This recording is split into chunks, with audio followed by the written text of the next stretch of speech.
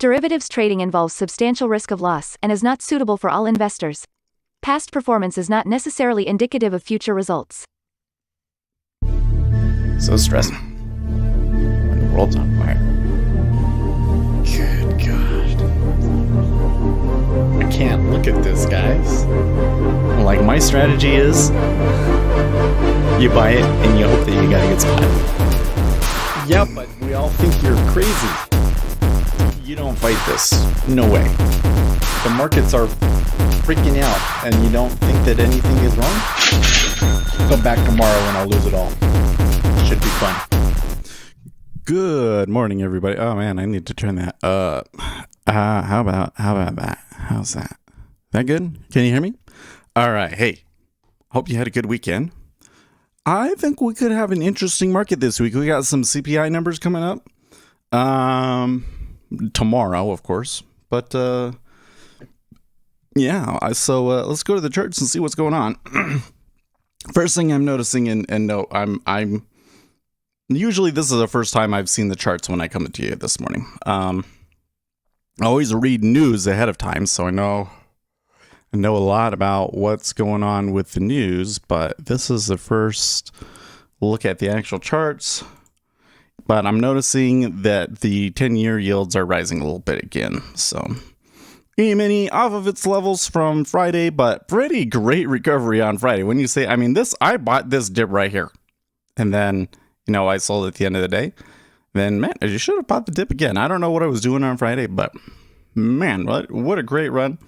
Oil coming down a little bit. I think there's still some concerns that the UAE could just, blow up the whole OPEC agreement. So that's what was going on over there.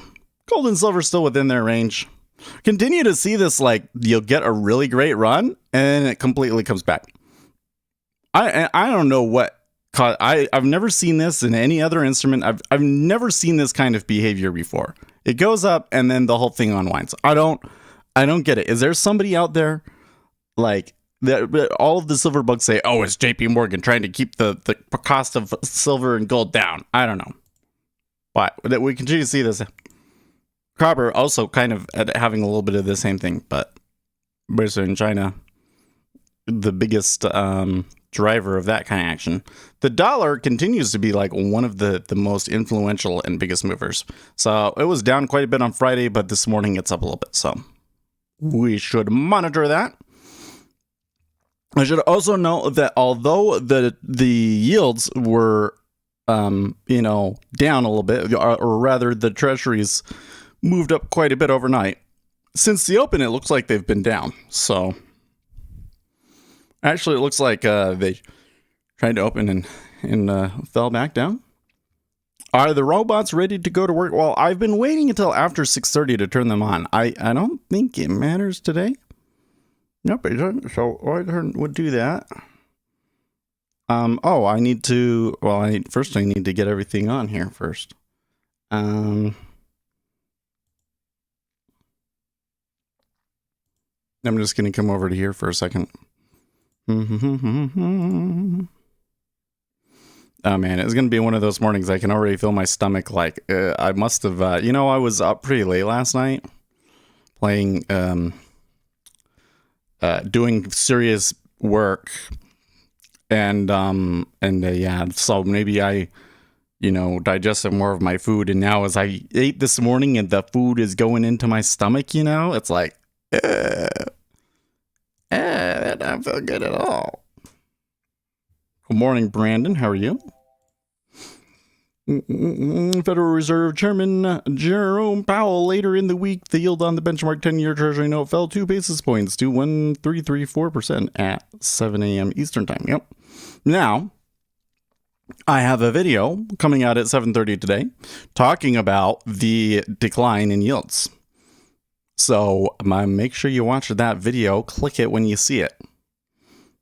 Like the thing that helps the channel out the most is you're doing your regular YouTube browsing and you see, oh, Seth has a new video out that's not just a live stream, and you click on that video and then you watch the whole video.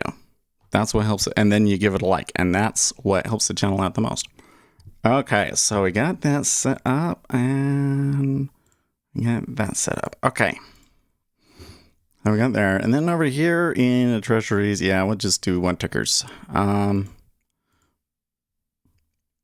would be on the experimental account. Uzi says too much Mountain Dew and Doritos. No. I had a bagel and eggs. Maybe I shouldn't be eating bagels. I don't know. The problem is I need to eat more vegetables, man. That's really what it comes down to. Is I need to eat more vegetables. Let's turn on my text to speech. So today in commentary, did you guys see this poll in the UK? 40% of Brits would prefer that the mask mandates just stay in place forever, like that they never go away. Like that was literally the question: is do you think that the masks should just never go away? 40%. Can you believe that? I mean, it's a minority. Order submitted. But I can't believe it's 40%.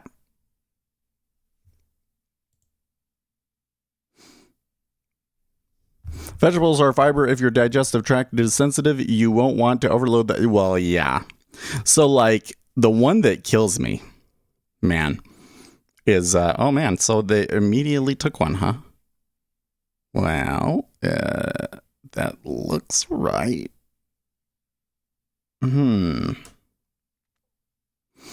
We'll see.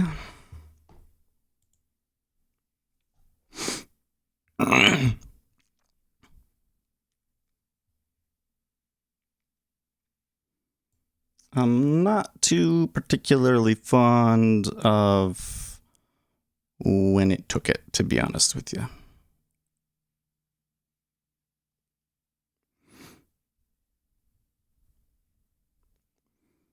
I don't know if that was really enough.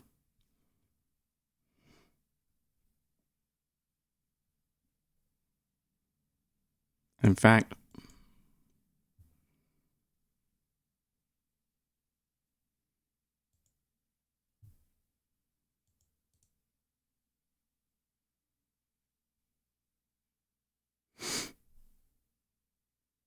Order filled. then do that. It'll disable the strategy. So I'm just a little, because normally I don't turn it on until after 6:30, and like it almost immediately gave me a signal, an action that I'm not exactly sure if it should have. Well,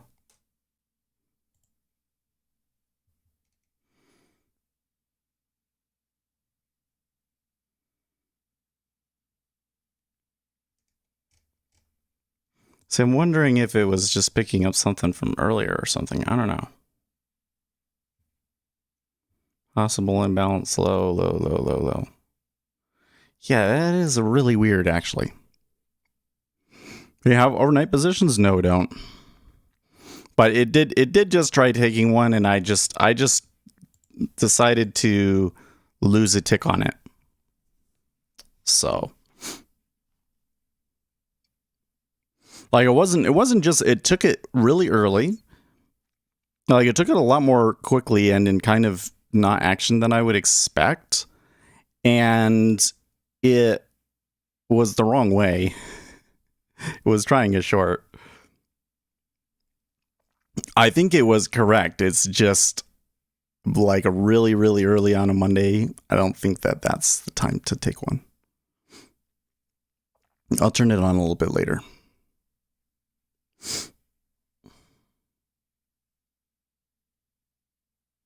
Yeah, you heard that it was that the order got filled. TikTok banning crypto promos. Spot Gamma said, yeah. So here's the thing that I found really, really interesting about that one was that I didn't really see anything about that until it had been like a few days. Like, I think I recall seeing stuff about it Friday and that they did that like Wednesday. But it's not just cryptos. They've banned all financial services advertising. So, for instance, there was this service that came to me, and they want to promote staking, Ethereum staking. I'm pretty sure that would not be allowed by TikTok's new rules. But if I come in and I say bond yields are falling and here's what's going on in the current market conditions, my understanding is that doesn't violate the rules. Now, if I do that and I say here's what's going on in Bitcoin and here's the current conditions, I'm a little fuzzy on that one. Or if I like say, I'm buying this security or that security, I'm not sure that one is allowed. But here's the thing is that I think it's probably going to be like the OnlyFans thing.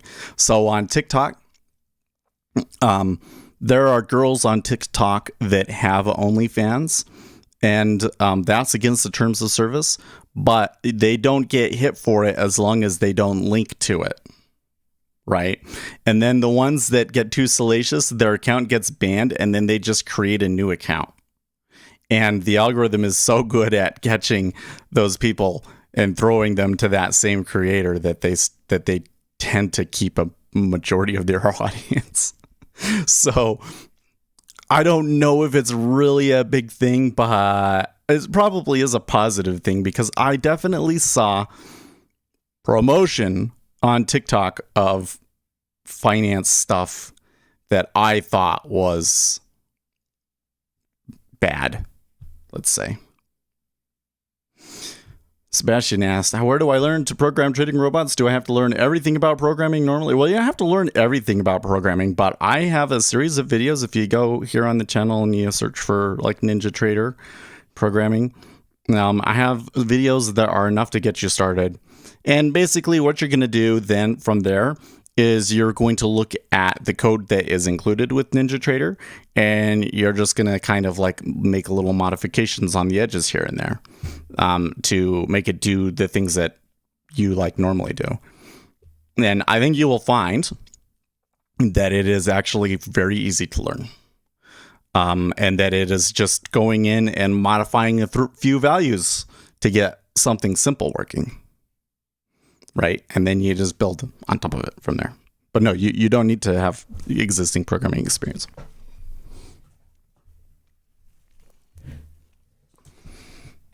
You have to know methods, functions, loop structures. Well, I mean, not necessarily. What's your current hardware setup? Oh man, it's been such a while. So I have an AMD 1700X, I believe, with 512 gigs of RAM, 3 monitors, and my monitors are all 27-inch 3K. I think one of them is IPS. I think this one is IPS. I can't recall. It's getting interesting with monitors. I think every time I see like on Linus Tech Tips and they review a monitor, and I'm like, I don't need any of those things. So they released Asus released a monitor that is like I think it is a 4K monitor. It's a 4K monitor, 120 hertz. But I guess the thing that makes these ones special is the brightness. Does that make sense? The screen can get really, really bright. So there's like this HDR or whatever they call it. So that's what they're working towards with monitors, is the ones that can do the brightness. But for those of us that are using monitors for productivity, you don't need that stuff. You don't need that stuff. Same as last time, I thought there was an upgrade, which was 2. Well, I mean, I would like to update my computer, I feel like it's getting close to time, but I don't really have the need to do it. Yep, nits. That's what they call it. It has a really high maximum nits level, I think is how they said it. Yeah, we don't need those things though. The things that matter most for us, I think, is power usage. To be honest, power usage and how effectively it goes onto a monitor mount. Which, like, every monitor does that. It's just don't get like a super cheap one because they kind of have crappy mounts. But there's all of these monitors out there on the secondhand market that people don't want anymore because they're buying these super nice ones. 512, yeah. Or sorry, I didn't mean to say 512.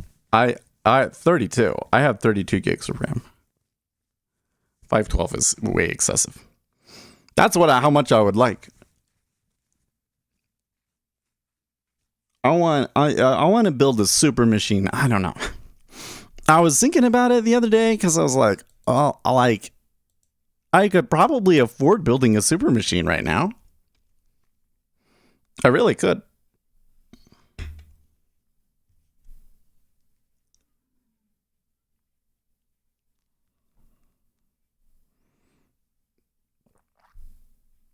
Samsung panel dark matter versions? Ooh. Is that a thing?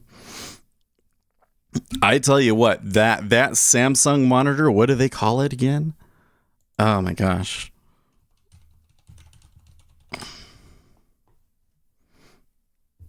It's like an Evo or something like that.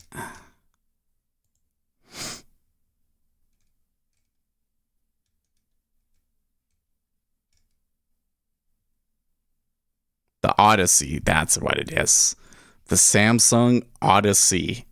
Holy shnikes. Holy shnikes.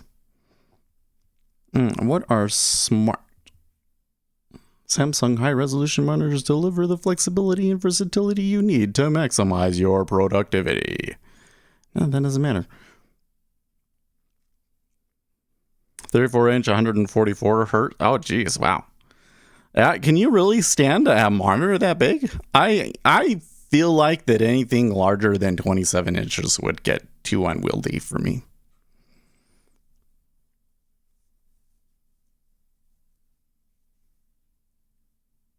It's too curved. Yeah, I don't know. I think that Odyssey that curves around and it's basically the size of 3 monitors, just one of those as opposed to having 3 of my monitors.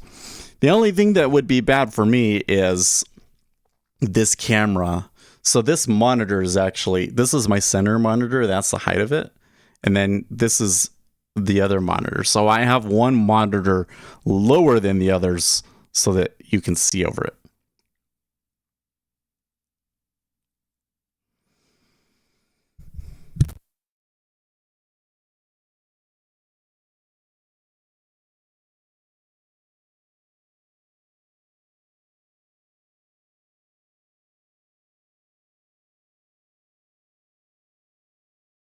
I'm starting to think, though, that the power usage of your monitor is a really important factor. I'm thinking.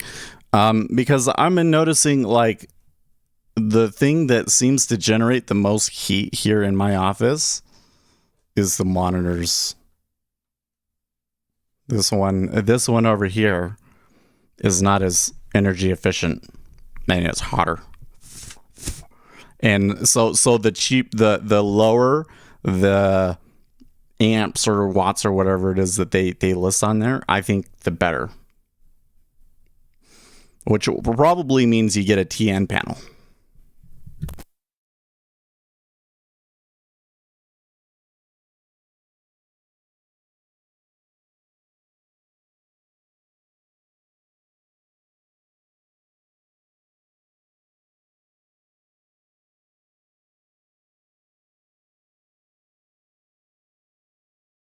You say OLED's got zero heat? I don't know about that. Is a 24-inch quad setup okay? No, that's terrible. Don't use that for trading. That'd be so. Yeah, IPS even worse. The problem with that setup is 4 monitors is I'm trying to come up with some like terrible reason as to why you wouldn't want to do that, but I can't actually come up with one. I really don't think it matters, Rohat. It's honestly, that's what I was saying. The things that matter for monitors are not really the things that you think of, right? The resolution matters, okay? The resolution I say matters, okay? Having the right resolution really allows you to fit more things on the screen and be able to see them, okay?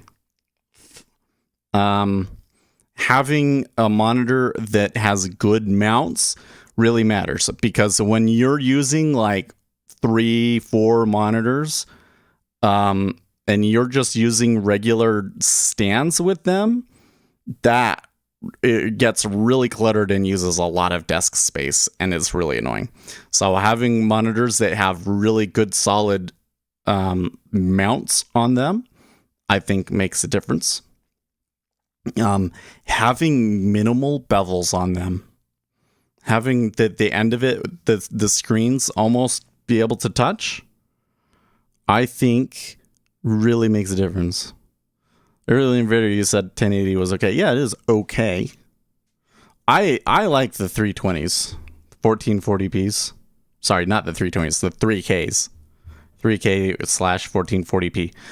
I think that's a more optimal resolution. I think 4K resolution is great, but you don't need to pay up for it. You don't need to pay up for it. Yeah, small bezels is really, really good. And then low power usage. What if the power goes out? Lower power usage on your monitors means your UPS will last longer, and you'll generate less heat. Because I'm starting to learn that having so many monitors does generate a little bit of heat.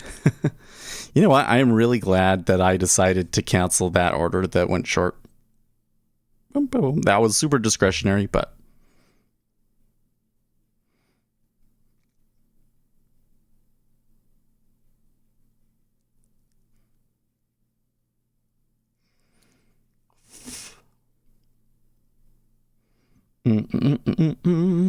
now with the mounts, the mount thing is kind of hard, because I have yet to find a mount that's like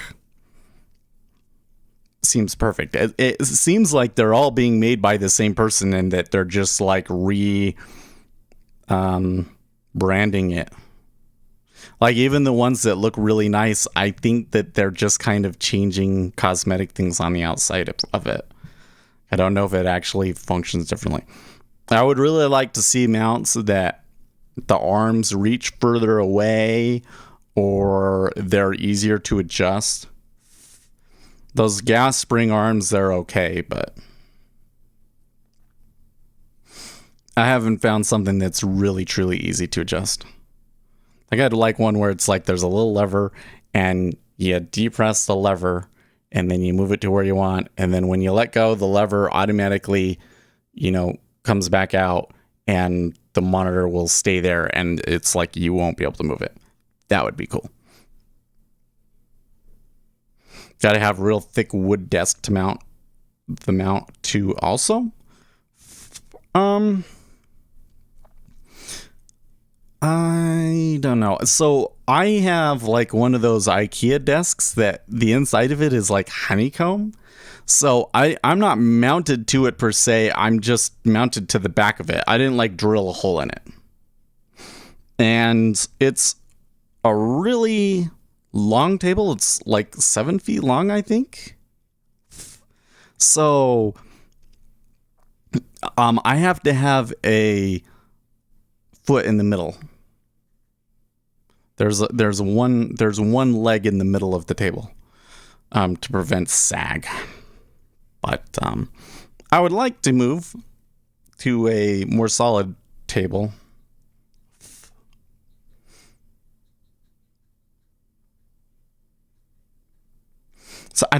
So I'm only saying that because I'm not sure that the table has to be super thick or anything unusual. I think that pretty much any kind of desk that you buy will be able to handle it. But I would really like to be drilling in this thing.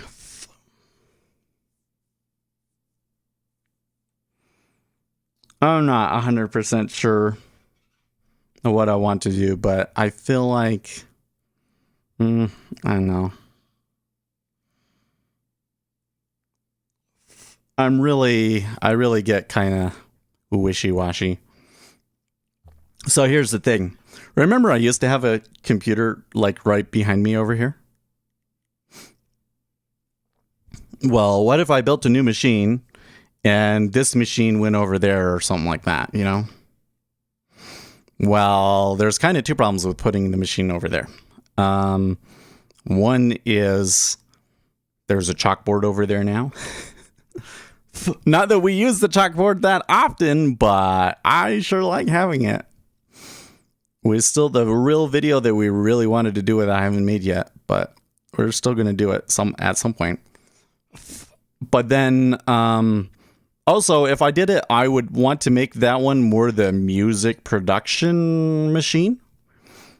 And that wouldn't be a very good location for music production. No. Maybe that other wall where that hutch is. But then where am I going to put the hutch? Because we store a lot of stuff in there. There's stuff in there. Where am I going to put that stuff? I don't know. So it's like no win. This is a white fill. What are we going to do? Need a bigger house.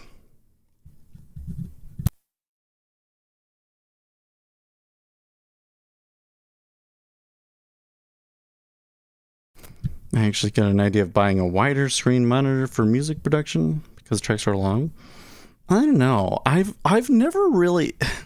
The thing that I think is so weird about music production is that the setups are almost always one single monitor.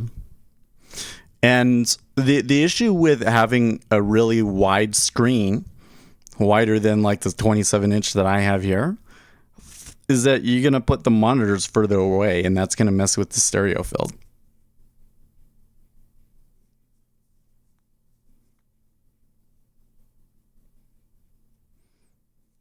I don't know.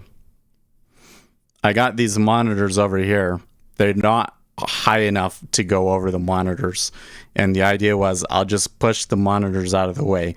But I never want to do that. Like the cables and everything are so tight. Oh, that's another thing. The cables that come with your monitor, that's really matters.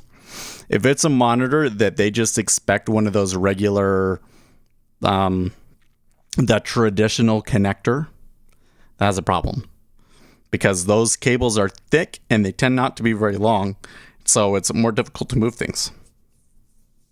It's better to have a really long, thin cable.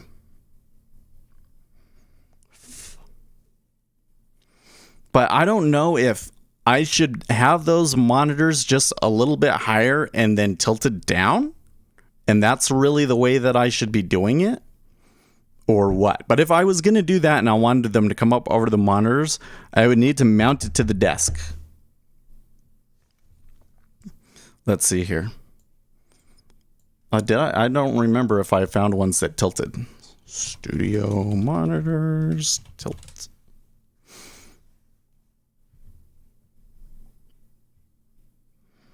Tilt 15 degrees, but no more than that.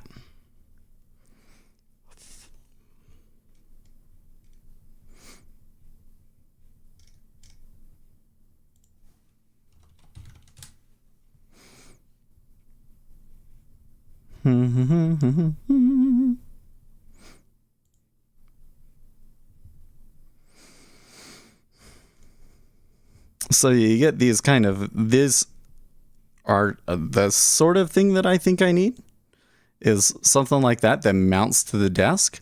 But I think that they need to be able to go higher And I think that they need to tilt. I could probably get away with one of these or these too. But again, you see, they don't make ones that tilt, as far as I can tell. I have something more like these. I have something like these.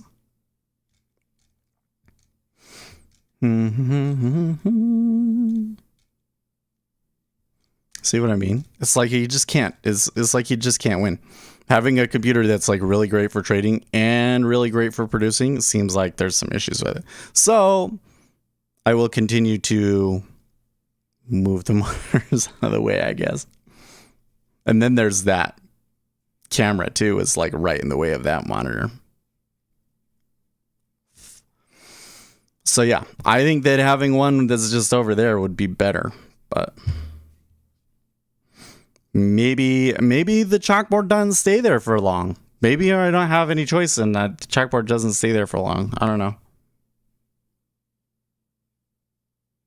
A different slide out for the keyboard. Oh yeah, I really need that, man. That's what I would really like. But there again, it's like getting that to work with my monitor setup. I'm not too sure that would work very well.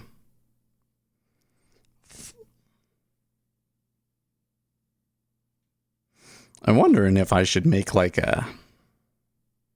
So I got... Well, let's see here.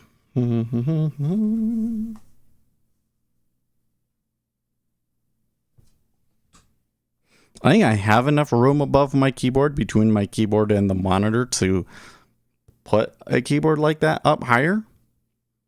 I don't know how well it would work. I should look into that. I'm not going to move it right now. But it wouldn't be nice if I didn't have to move the keyboard.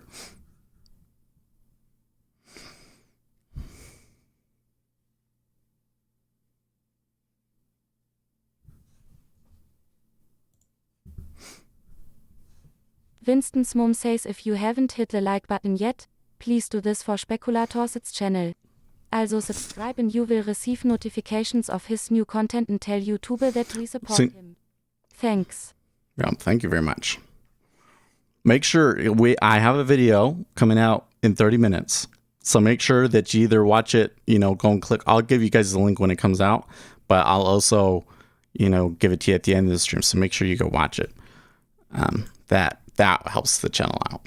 And I think that this is one that could be really good videos. So I just like to look at things to buy, but then not buy them. So I think it was, what was it? Was it capture and playback?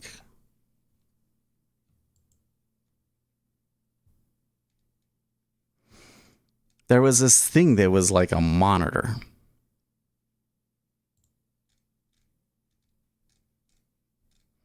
Because one of the problems that I have developed is that my camera has a pop out screen, but when I use the teleprompter, you can't see that screen, so it becomes useless. What is it about? It is about the dropping treasury yields. Live production switchers. Might be that. I swear they had a video and audio monitoring. Maybe it was that. There you go. Smart View 4K. World's first full resolution rack mount. Well, I don't necessarily want a rack mount.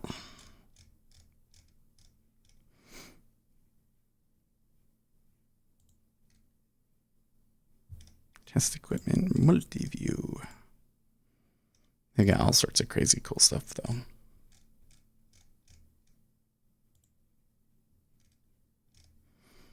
Anyways, I'm thinking I should get a new screen, but they get expensive. Let's see here. We should go to B&H photo.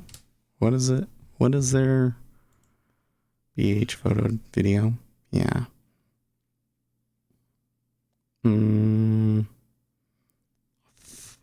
It's not pro audio.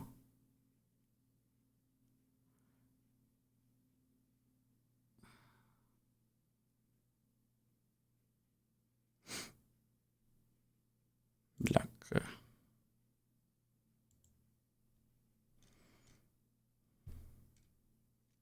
Camcorders and accessories. Monitors. I think it's monitors that I want. Signal processing and distribution. I want there's something. Oh, maybe it's recorders and duplication. That's where it is, I think.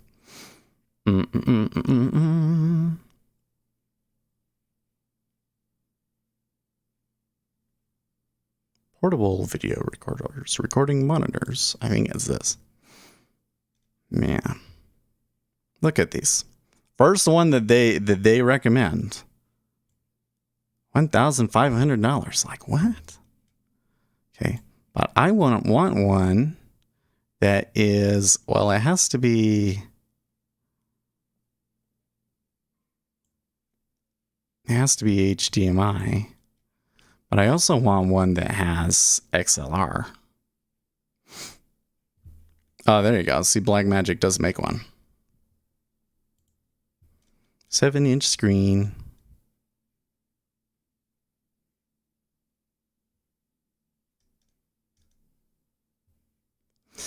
Let's see here.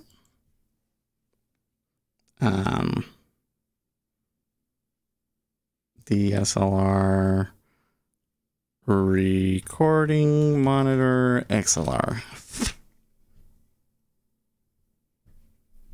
I don't think that spittle is. Oh yeah, my it is so dry here in Utah. I'm so sorry. Here, I should take a drink.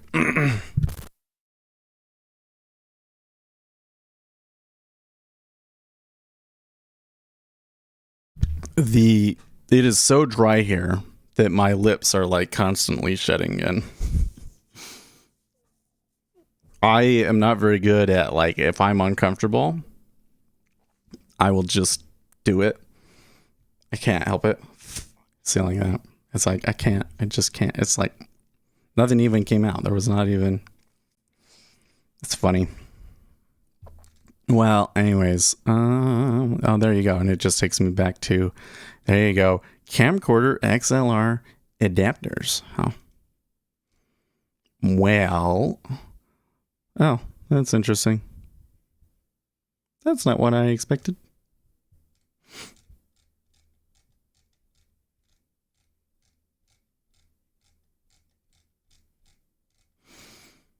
They're all just XLR adapters. Well, there's that sort of a thing, but I don't think you're going to get very good audio quality out of that.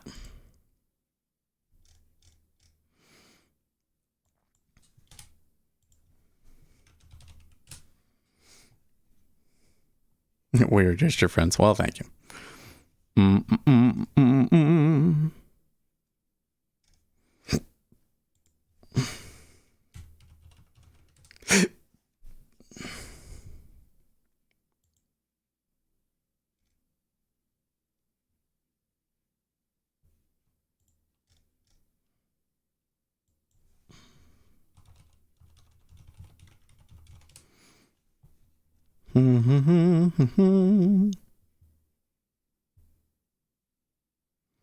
Oh, there you go. Look at that. A big ceiling mount of some sort.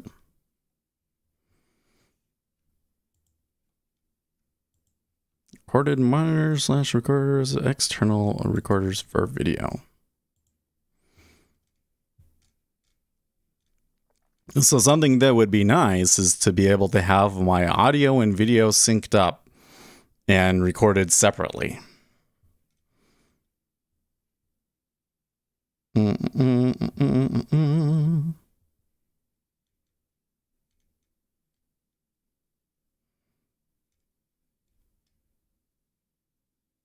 5-inch screen. And then there's Blackmagic. Oh, look at that. That one does have it. Wait, was that Blackmagic Design Video Assist 7-inch? I never saw. Didn't look on the site. That is exactly what we want.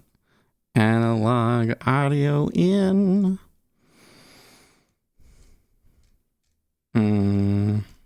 But does it have what is it called? 48 volt, is that what it's called? Here, wait.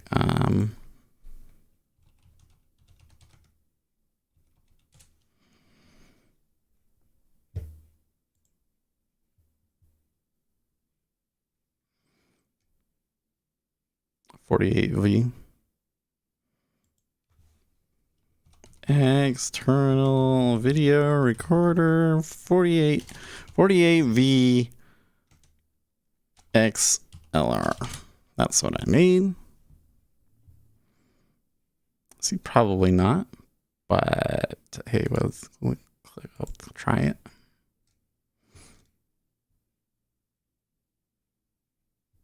Phantom power supply, huh?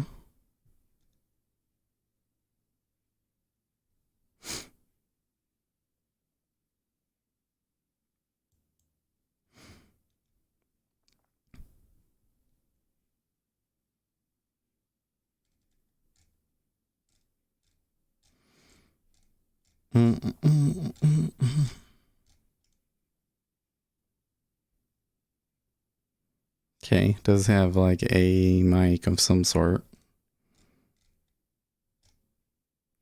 Endless expansion.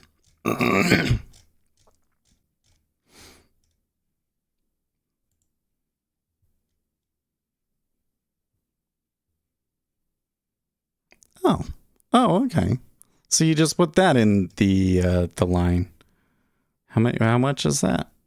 It doesn't say. $25.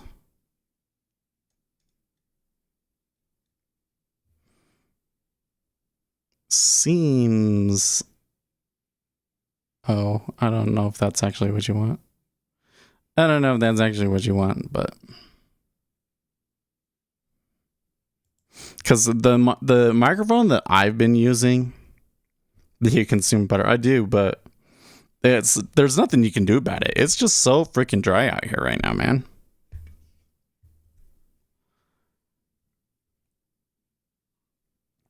Does anyone use Quantire? Well, I remember we did a little bit of Quantire. We investigated a little bit. I'd say it's still a very, very raw platform, but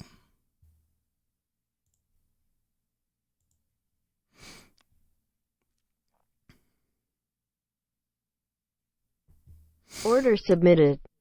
What the hell? Okay, well, that one is for sure. Okay, well, whatever. I decided, like, okay, let's try turning it on again. It almost immediately put me in something. So weird, because most of the day it'll, like, not take one, and then I'm coming in here and taking some, and it's, like, immediately catching something? Like, what? It's weird. Well, it should be let's just see what it does. See, that works. I don't think that it probably doesn't have the phantom power.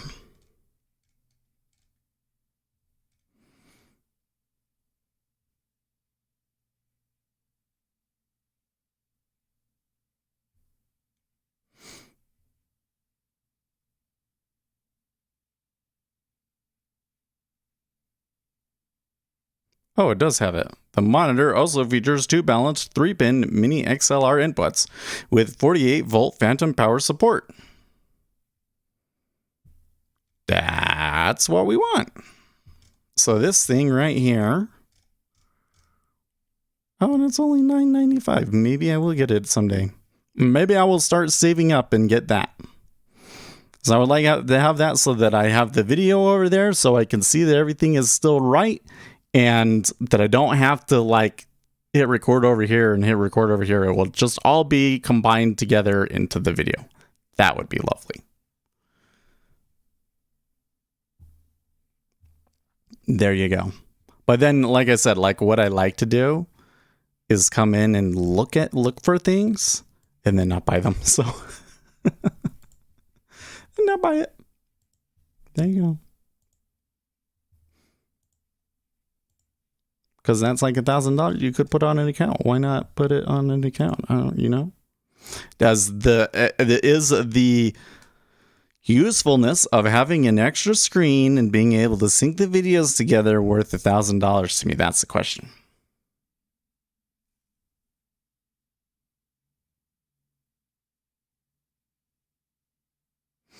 Gotta see your. Well, I would use it. Like, that's the problem, is I would use it, but can I justify the cost? Is it actually, if I bought it for the stream, would I make more money from it than what I purchased it for? Like the chalkboard, for instance, yeah, because the chalkboard was so cheap.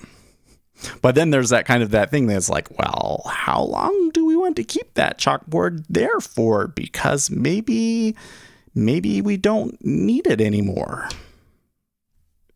I don't know. I wish there was a better place to put it.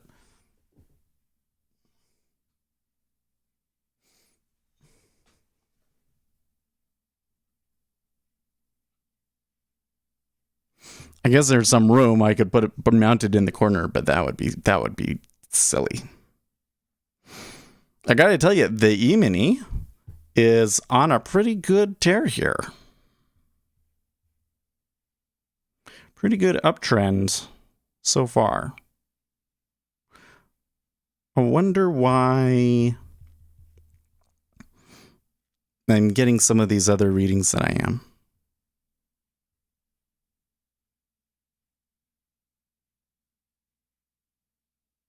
See that right there.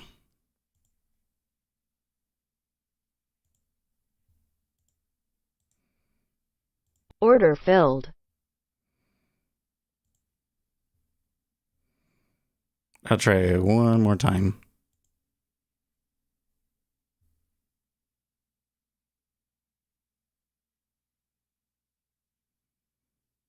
Okay.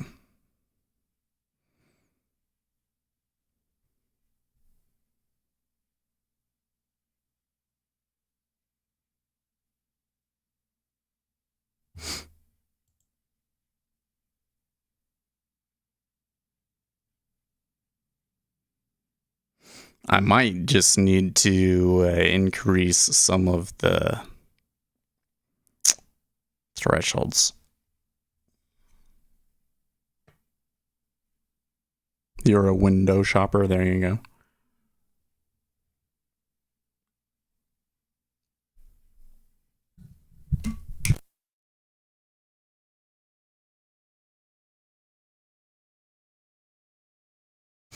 Like, that's the thing, though, is like, it's the idea, and it's incredibly frustrating and yet also very liberating. As like, think about it.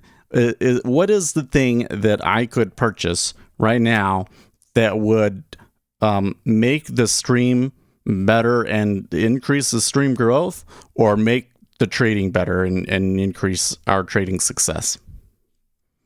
I'm not sure there really is anything, to be honest with you. I'm not sure if there really is anything. I could buy a new monitor for the thing, but like, I'm making these videos just fine. And I think that the quality of the videos is just fine. Teleprompter, I bought the teleprompter because I should be able to make more videos. I think it's been helping these videos these last 2 videos that I've made. I think the video worked just fine, and I was able to get some good information out to you. Yeah. And it took me a lot less time to edit those videos and record those videos because of the teleprompter. So that thing has paid itself back, right? But it's kind of like, and now I'm to the point where like I've gotten everything that you could get, you know? You know what I mean? So the reality is that what will determine the success of the YouTube channel in particular is just what content I decide to put out from here on out, right? And how many videos I make and how good they are. Things that the YouTube algorithm picks up and that we get consistent growth with. You know, that's what's going to make the difference. So there's nothing holding me back from doing that other than having the idea and making the right videos, right? Which is kind of frustrating, but also very liberating. It's frustrating because it's like, well, I've made hundreds of videos and only a few of them have really truly been successful. And maybe it's because of the topics, I don't know. But, you know, I'm not a 10,000 subscriber channel yet. Do you manual trade or algos? I do both. I'm doing both. You know, I usually don't run my robot. So we're running the robot for a kind of a little challenge thing here. But I don't know. I'm a little perplexed that both of the times, I think that it was just a coincidence. I'm a little perplexed that both of the times that I turned it on, that the thing decided that there was enough of an imbalance for it to try and take it. I was like, okay. I would prefer that it run for a little bit because when it's actually running, that tends to be more accurate. So now that it's been on there and it's running here for a little bit, you know, I think we should be okay. Public speaking classes? Theater? Well, I did theater when I was a kid. I don't know if theater would help or not. The thing is you want the YouTube channel to be successful because people enjoy you. So I would say that the live stream is successful because people enjoy me. But probably there's a lot of people that left because they don't enjoy me. So maybe, but there are certain things about me that I'm not going to change, right? So you just have to deal with what they are. Networking with other YouTubers, that could help, yeah.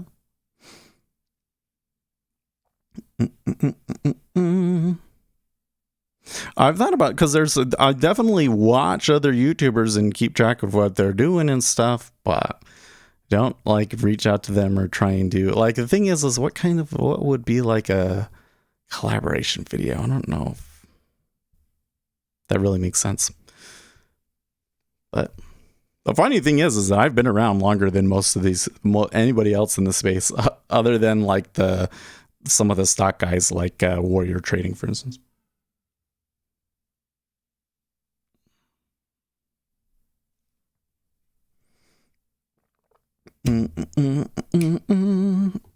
But no, the thing that has the biggest impact on your channel success is how effective the YouTube algorithm is. How effective the video is with the YouTube algorithm. Like if I have a video that people really click on and that they really watch the whole thing and they subscribe to, you know, all of those things, like you hit the right metrics and you get one video, it just goes wild. And YouTube starts sending you, and when it starts recommending it on the page of everybody, imagine if my video got recommended to every person interested in day trading out there, right? Then your channel can grow very quickly after that, right? It gets crazy.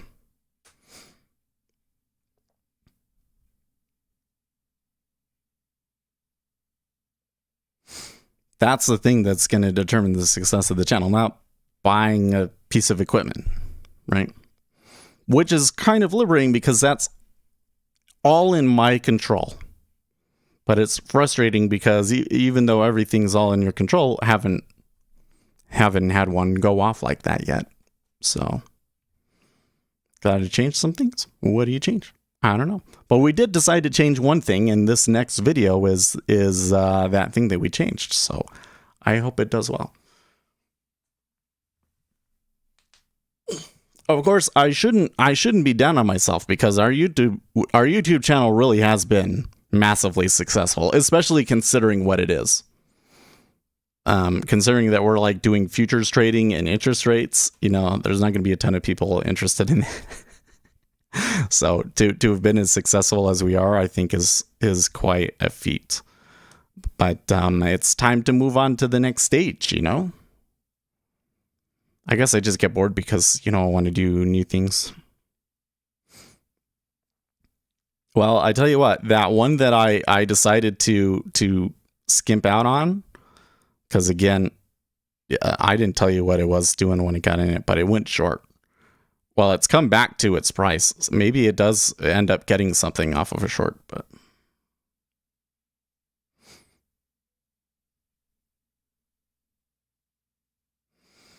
Oh yeah, have you seen this stuff about people in Cuba protesting? That seems awfully bizarre and out of nowhere. Wouldn't you say?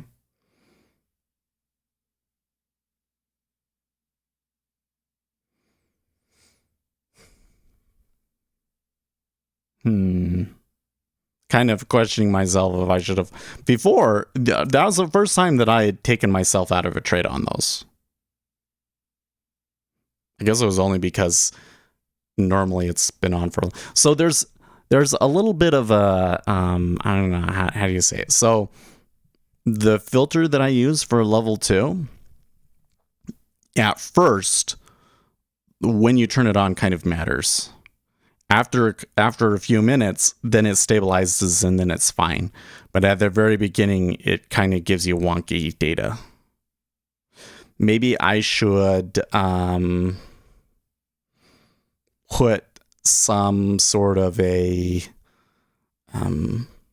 yeah, that's what I think I should do. I think I should go into the algo and tell it to not take a trade until it's been on for a couple of bars.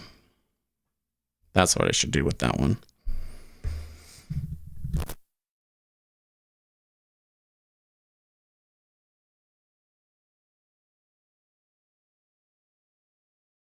So maybe if it had been on for longer, then it would have worked out better. Because this last one, for instance, it's giving me a signal short right now, but the filter is filtering it out. In fact, I can see it. Yep. Imbalance low. True.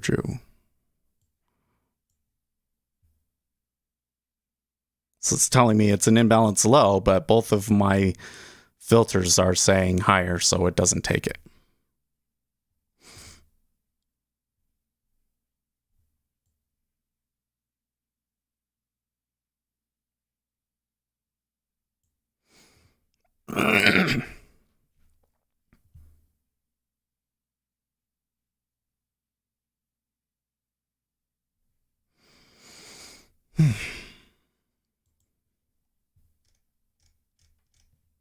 I felt like I had something else to say in there during all of that, but it must not have been that interesting to you because it bored you.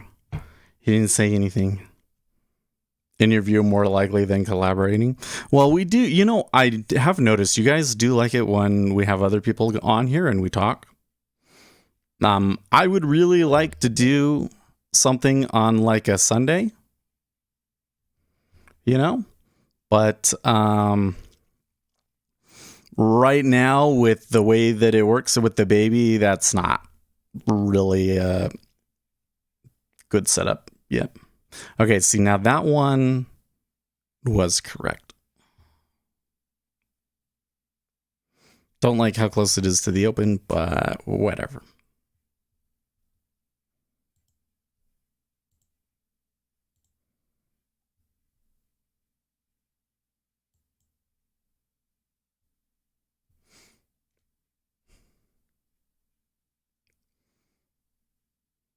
Low bond yields means weak growth, says Zero Hedge.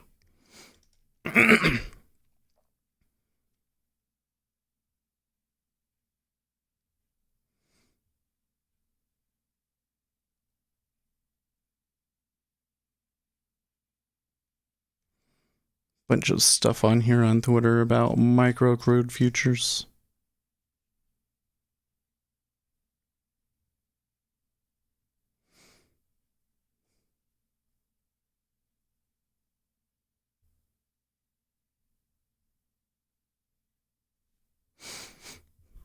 There's like this thought on the tip of my, and I know it's going to come back to me, but at the moment I'm sitting here going like, what's wrong with me here?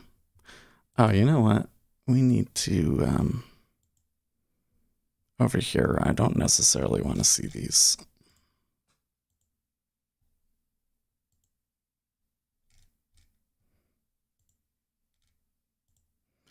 Do not plot. Okay.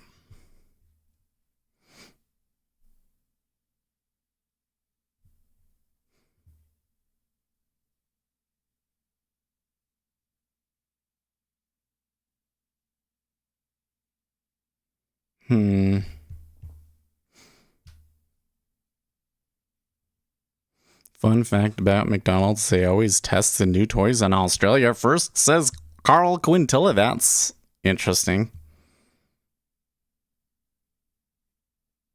Oh, I remember what we were talking about. Yeah, the doing something on Sunday. Yeah, my baby, he is 18, almost 18 months old, and he just has to, if he's awake, he has to be supervised, man. He will kill himself. I wish I could just lock him in the room, but no, it's not. This is not okay. You have to put him to sleep. And when you're going to be able to put him to sleep is kind of question, you know, some days he doesn't even nap at all. So trying to do like some sort of a live chat thing in Discord on Sundays, not viable right now. So maybe in a year or two, and then we could start doing something like that on Sundays. But for now, and that's why I think the first step here is to, you know, try and generate more content that will be useful to a broader array of people, because what we do here is very futures and trading focused.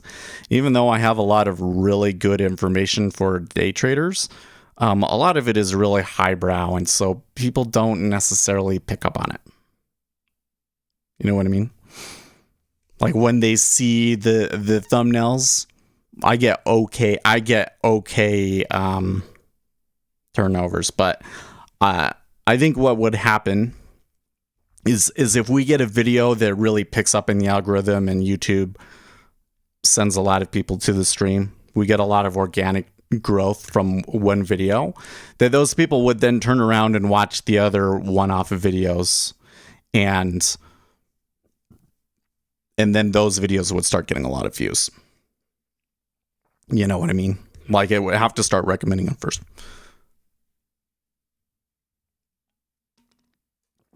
Which I guess has kind of always been like the idea is you want like a bunch of videos that are kind of like a base, and then when you do actually have viral, you have content for them to watch, you know, already there. And we have a lot of videos. We've made a lot of videos. It's actually kind of funny that there's still some significant things that I want to talk about, considering how many videos we've made.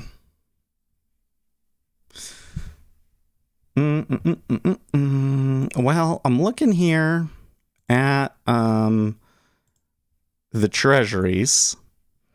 We are towards the bottom of the range, but it has been really tight since we opened. So probably as tempted as I am to try and take something here, because the 30-year and the 10-year are in line, but the 5 is not. And that might give us an opportunity here between the 30 and the 10. But there's just not enough volume and activity to try and get something out of it, I don't think. And the E-mini, well, we could just go long in the E-mini, but let's wait for the open.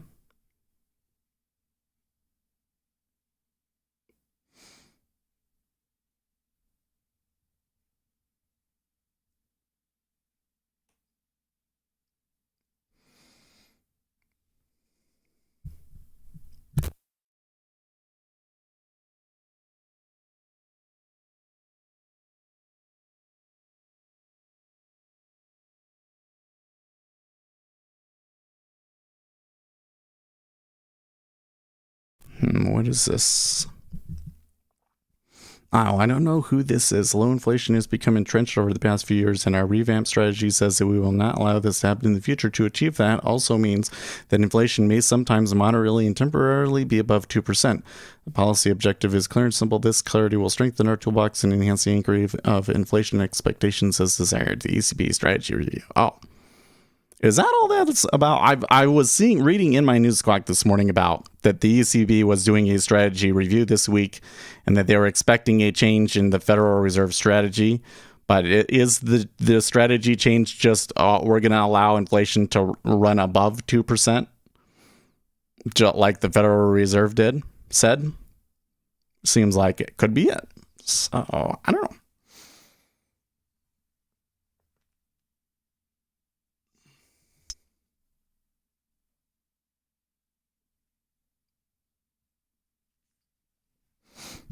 Okay, well, that was a pretty good initial buy.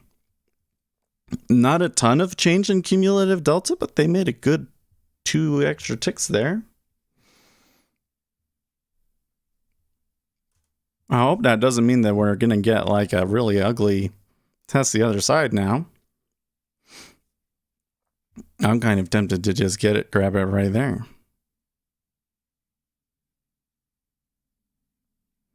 In fact, I think, well, it's too late now. Okay. I've made my bet.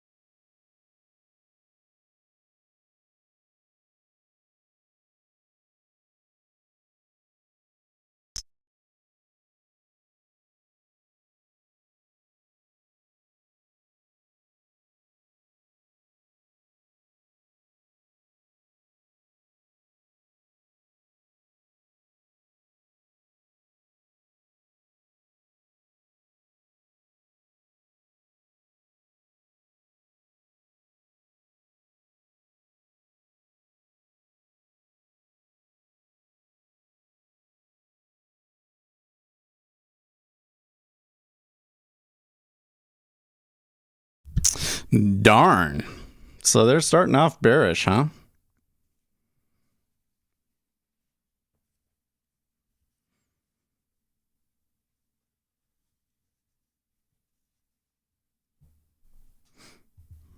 Ace says wait for a pullback and then go long.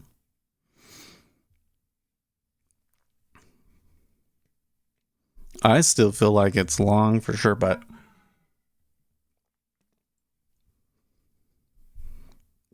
the issue is how many times have we come out here where off of the opening drive it ends up being quite short and then they wait until the London close to buy it, you know? Freight Train Trading says day marking. Well, I do. I know. The issue is that we've had a lot of success, you know? Like I've learned a lot, and a lot of the normal information has gotten us to where we are now. And to get further, I think you need something really, really advanced or something. I don't know. Classic head fake on the bell, yeah. It looks like the longs aren't done yet. We'll see if they come back very strongly or not. I think my jigsaw chart here is a little off. Sometimes it does that. When you look at the cumulative deltas changes, it wasn't that much. Fake out the fake out, right? I don't know. Let's see what it does.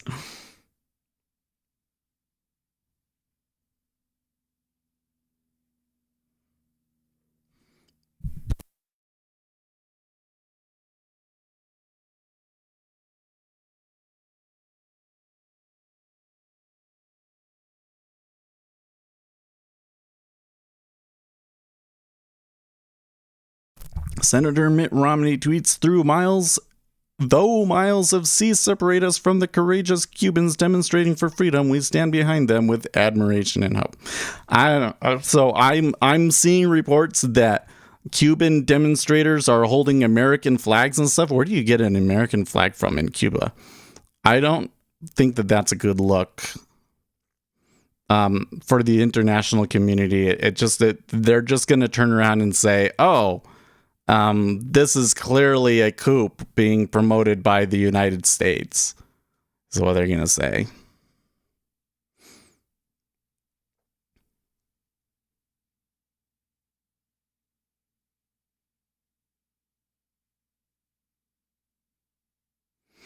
Wow. Okay, so somebody was replying to this thing with Bitfinex.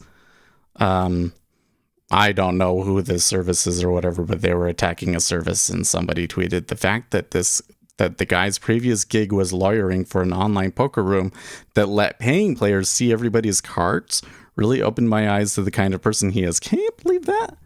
A poker room that lets you see the other players' cards if you pay? Like, what? But things that come out never cease to amaze me, man. Okay, well, we continue to get some buying pressure. It's not really going to the upside yet, though.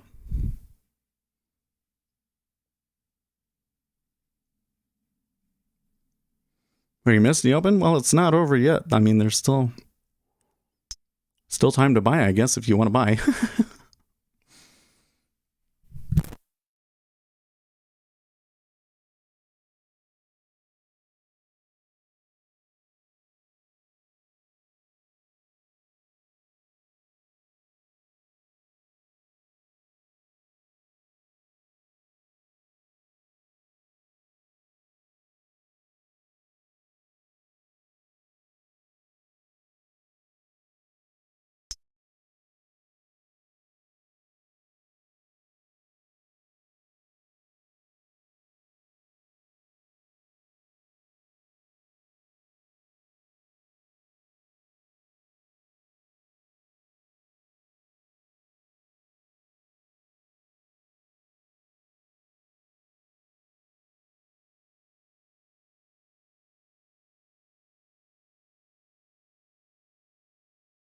Well, I see Ace says he flipped to a long. Overall market definitely looks long here now. Target filled. Target filled.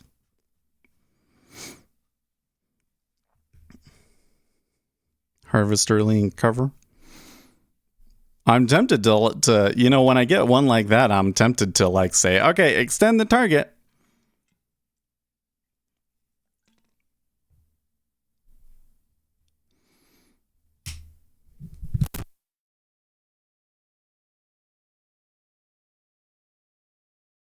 Sorry, I keep coming in and out. I got something in my mouth. I can't dislodge it. That's driving me crazy.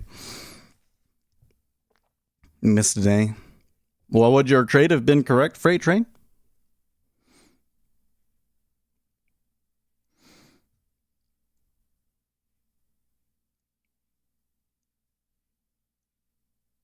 Cuba's food shortages and pandemic-fueled economic woes drive biggest protest in decades.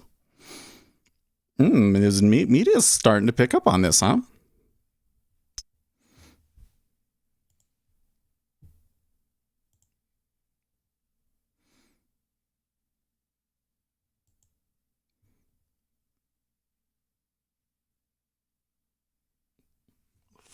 Okay, well, we're finally starting to get something that is so I think, well, damn, hands up. The thing is my robot's only been taking one trade a day, and then I get a winner. Today, I got it positive. Should I turn it off now?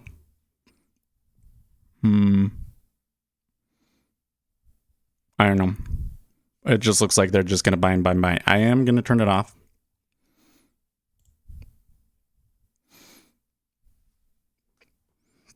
That puts us up 500 profit. It's good. But we are seeing the inverse correlation between equities and treasuries. It's been a long time. I guess it's good.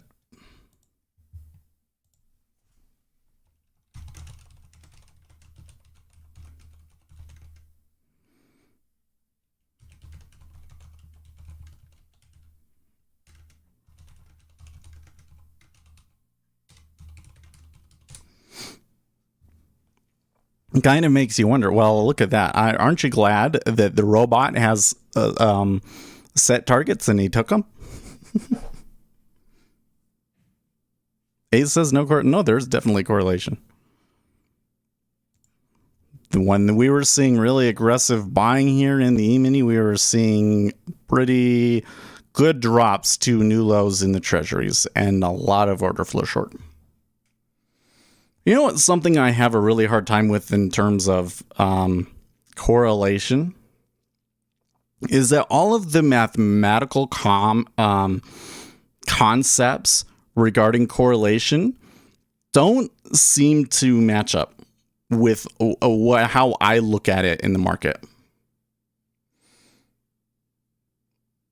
So when I come in and I look at it, I want to see, like, there's like order, there's like flow and there's like movement, right? But there are certainly certain periods where a lot more volume comes in and it ends up being much more influential, right?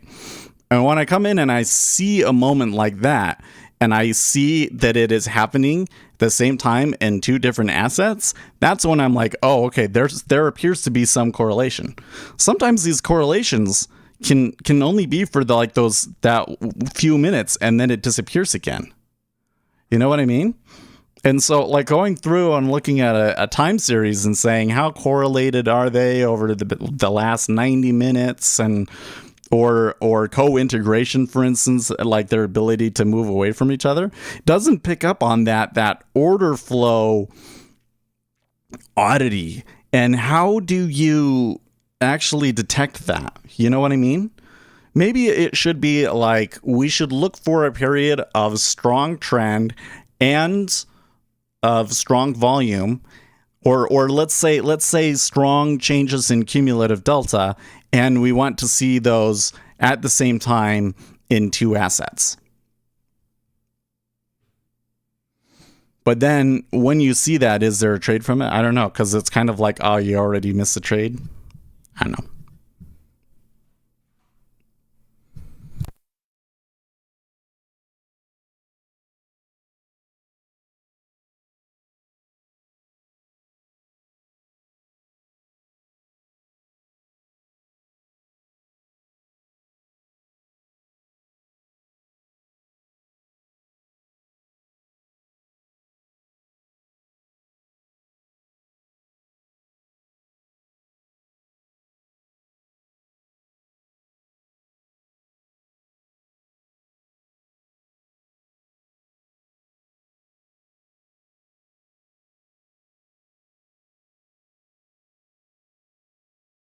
So you guys says, I think that depends on how long you want to stay in the trade.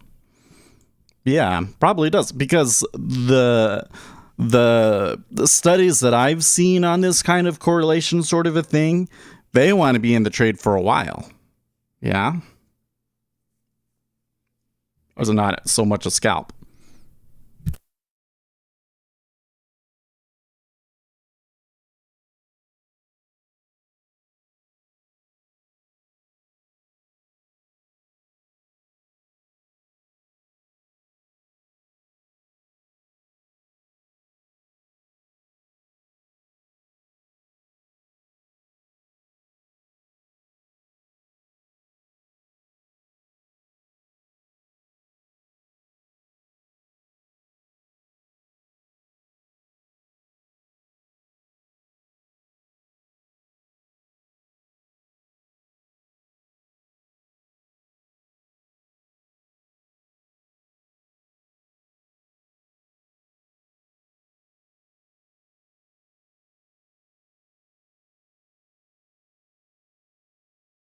What the heck is this from Bitfinex? If Tether doesn't launch an electric vehicle soon, U.S. regulators may be forced to intervene. What?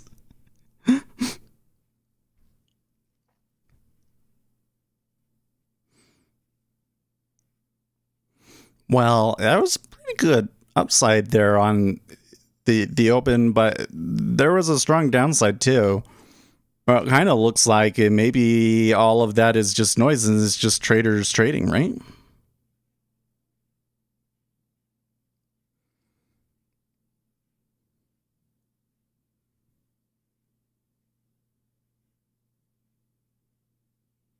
I could trade these balance days, but I don't like them.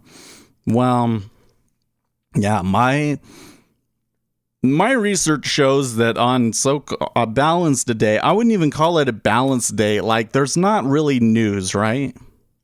So there's not a key driver, right? So what we're seeing today is traders trading and individual stocks. Really, it's more individual stocks, right?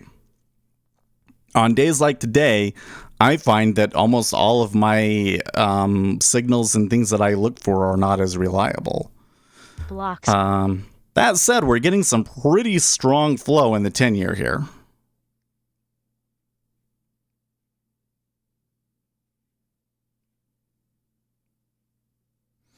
Which always just traders trading. But sometimes that's the only thing. Sometimes that's the only thing.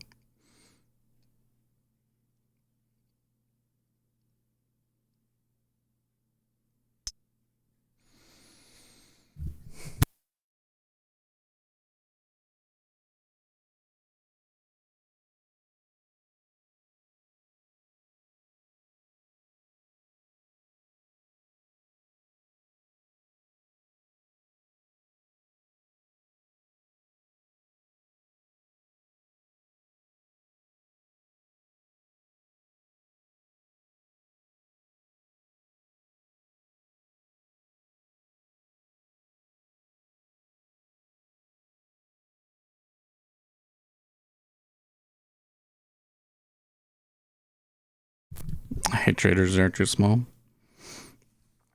Or no. This whole thing about like just follow the big guys, though. There's some real problems with that, right?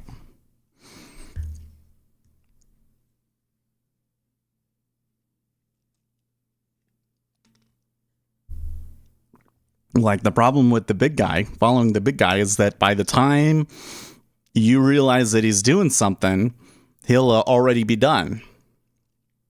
Potentially. How do you know the situation when he's really going to continue to take orders, right? Because just remember, every order that he takes, you don't see it until after he's made the trade, right? So how do you know that there's more coming? Well, if it was more than just traders that trading, then you would know, right?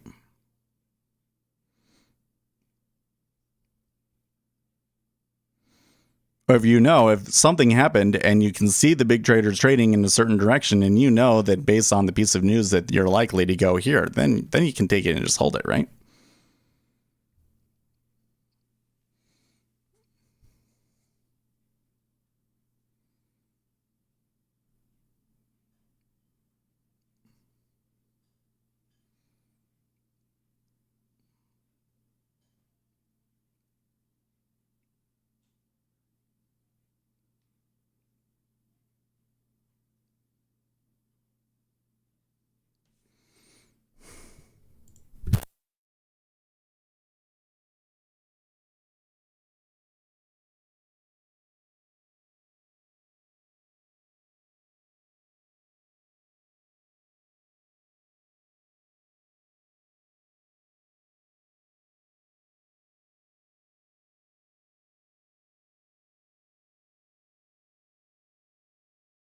Oh my gosh, I finally got it. That was driving me crazy.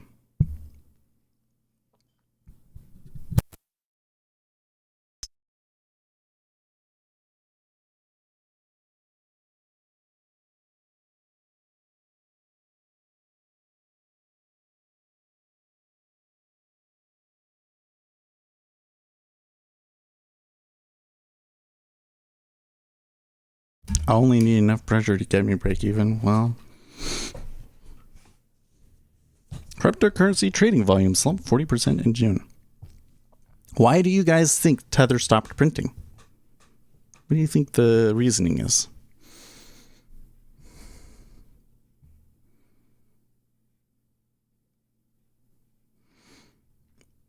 Everything on my traders feed right now, Nassim, and I just keep seeing Tether, no, what's going on? No Tether.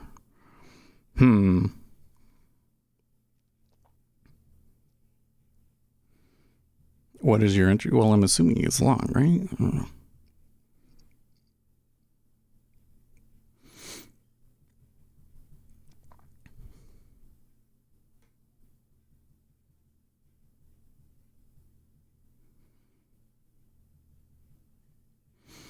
Okay,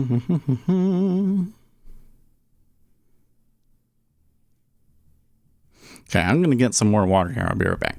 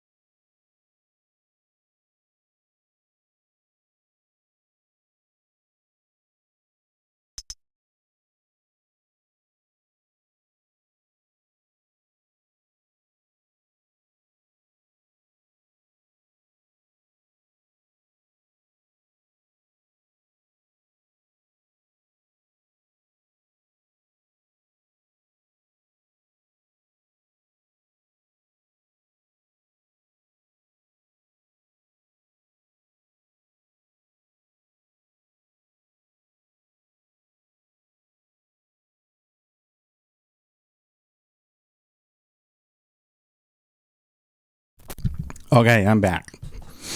So now we can talk about something juicy or something, yeah? We could talk about UFOs. You want to talk about UFOs? So I was reading this thing. Nobody says anything. I'm just like, I'm going to talk about it because I want to talk about UFOs. The Nimitz incident. So there's this whole thing about there's one particular incident where that video has been released from it. And I found something that somebody had posted a long time before any of this stuff came out, right? And it was somebody that was on that boat posting this information anonymously online. So I think you have to kind of keep that in mind. But everything that they said matches the information that we've been given since then, right? So he posted something before everybody else that matches, right?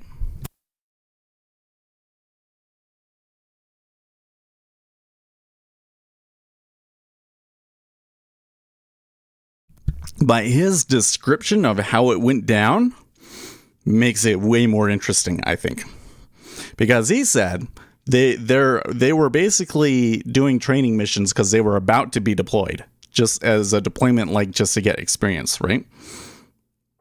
And when they were doing these training missions, they would notice an aircraft on the radar. Now, some people have been saying, some debunkers have been saying, like in the Nimitz incident, oh, this could just be this certain type of jet or this type of thing. But the thing is that it was like restricted airspace. Okay.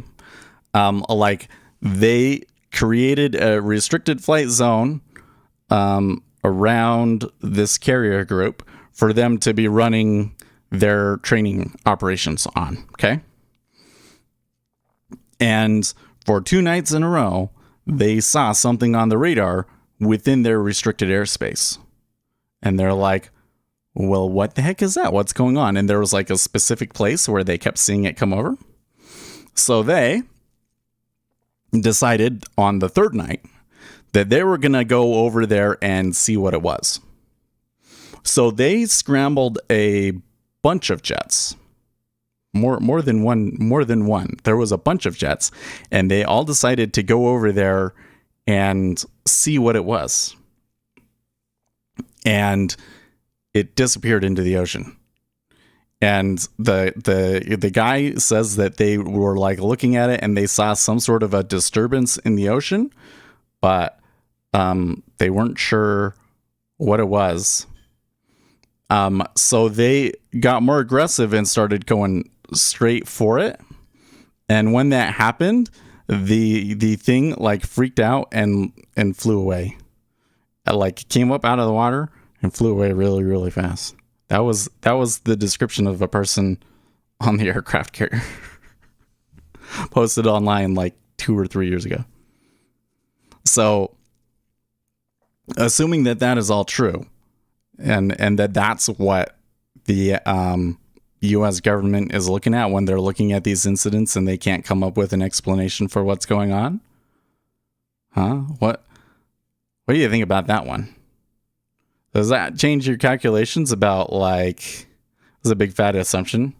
Well, to be honest with you, I think it's genuine. I do, because it was a guy that was on that carrier. And he posted it before any of this other stuff became public.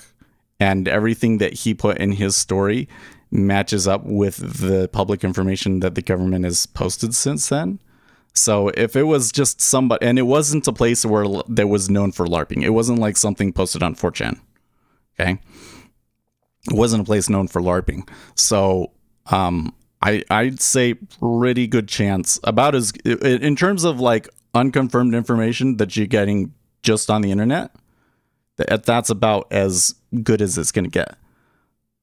Because you want it to be true. Well, I'm only saying that the probability of it being true is higher than you would normally get from something that was just online. But it matches up with everything that they've said. It's just like the only thing that I don't know how I say. Well, maybe I should go and read that report. Maybe this is in that report too. I don't know how much they say about the specific incidents in the report. But well, no, because so here's the thing though, is like there's two pieces of information in there that are new, that are different, I think, right? One is that it was in restricted airspace. Okay. So that is true of the Nimitz incident. That, you know, that's something that like us as civilians, we wouldn't necessarily think about, but because it was a training mission and everything else that we know about military procedure, that is how they do it. So that is true. So that is one of the things that people were putting up as justification that like maybe it was just a commercial aircraft that they didn't know where it was or whatever. For it to go there in the same place 3 nights in a row is not supposed to happen because it's restricted. Airspace around a battle group is restricted. Right. Okay. So that's the first piece of information that we know is true. The other piece of information is that it happened 3 nights in a row, and on the third night they went to go and find it. That's the other piece of information that they didn't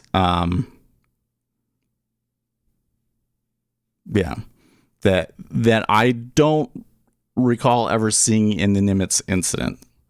But how likely or unlikely do you think that is, that's not true? You know what I mean? Now, here's the part that I think that you got to be skeptical about, is the part about them seeing a disturbance in the water, because he wasn't in one of the aircrafts. So he's getting hearsay. So he might be exaggerating the degree to like what they saw, right? You have a ghost story? No, it's not a ghost story though, man. It's a confirmed incident that when no one reported a disturbance in the water. Well,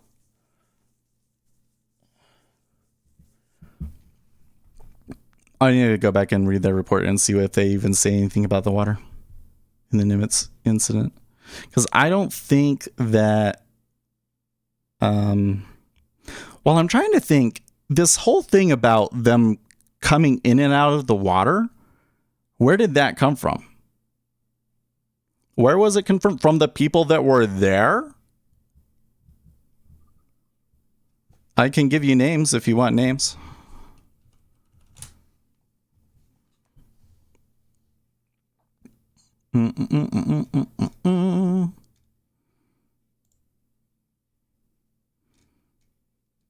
Okay. Lieutenant Alex Dietrich, David Favre, Chad Underwood, were all former Navy pilot Lieutenant Ryan Graves. These were all people that apparently were there, that were apparently in the air and saw this thing. And then you also have Luis Elizondo, who was the person at the,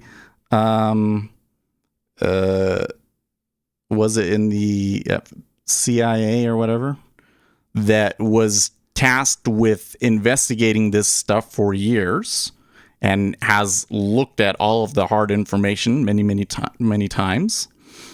And John Ratcliffe, who was a former director of national intelligence, right? And those are the main names that are involved in that particular incident. You have to admit speculation is warranted. Yeah. Like, just think about this for a second. Like, what do we know? We know that during a training exercise on multiple occasions in restricted airspace, pilots saw something on their instrumentation in situations where it was visible on multiple instruments, an unidentified aerial phenomenon within their airspace, and they can't explain it. So like the big conclusion that they made from the report that got released to Congress was that they consider this a national security threat, because how can you can't have something like that in your airspace? You don't know what it is. Like, that could be, well, I mean, that is a problem, don't you think? No need to be, well, there's something going on. What it is. That's the thing is, but given the fact that, like, where it's happening and the situation that it's happening in. All right, name another person who confirmed the sighting? I just gave you 5.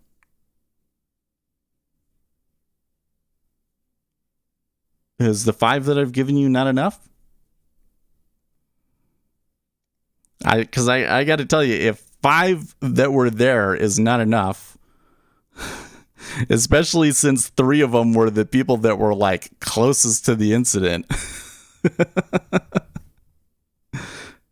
I mean, there's no question. Well, I don't know. You're going down a particular. I couldn't type them fast. Oh, okay. So Ryan Graves was the first one, right? Lieutenant Alex Dietrich. Here, I'll just give you right here. I'll just give you my list of people. Here, well, we don't need to.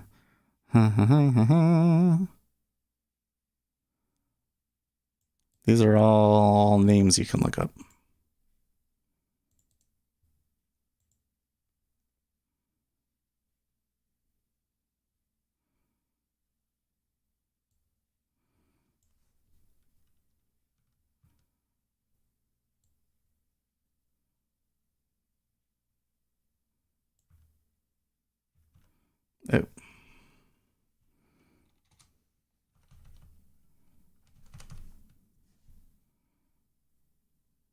that should be. Jacob, this is a UFO channel. Yeah, exactly. Have you ever found there to be any mathematically valid and profitable position averaging strategy? So I have not. So here's what I have discovered is that if you come in and you have, I wish that I had saved a better picture of this somewhere so I could just show you the picture, but I'm going to have to draw it myself. Ryan Graves wasn't on the Nimitz either. Am I mixing up names of things?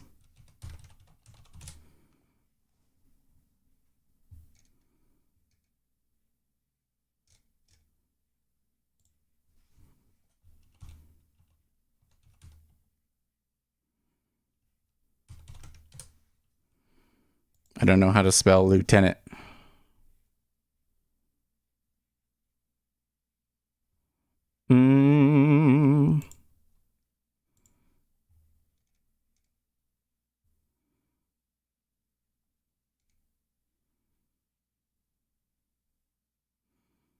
He says, oh yeah, he's the one that said that they saw them every day for at least a couple of years. That was that one. Okay, anyways, focus set. We can argue with Ace will still be here. We gotta help out. We gotta help out Jacob here. All right. Okay, so Jacob, here's the thing: is that I come in here and I draw a picture here, and this is the percentage profitable, and this is the R factor.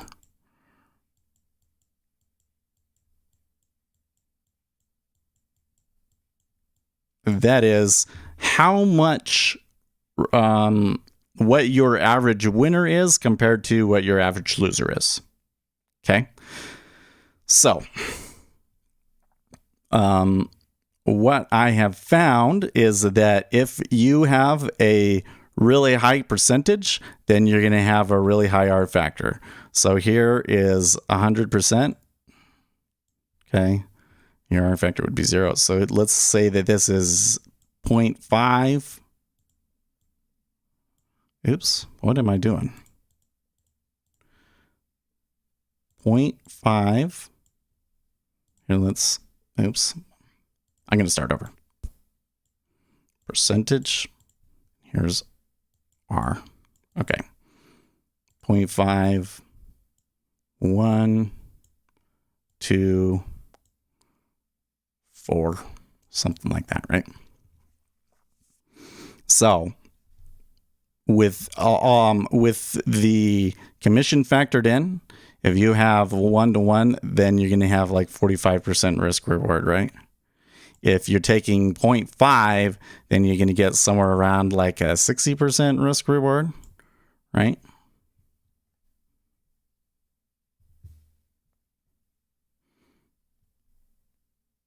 So it's something like this, right?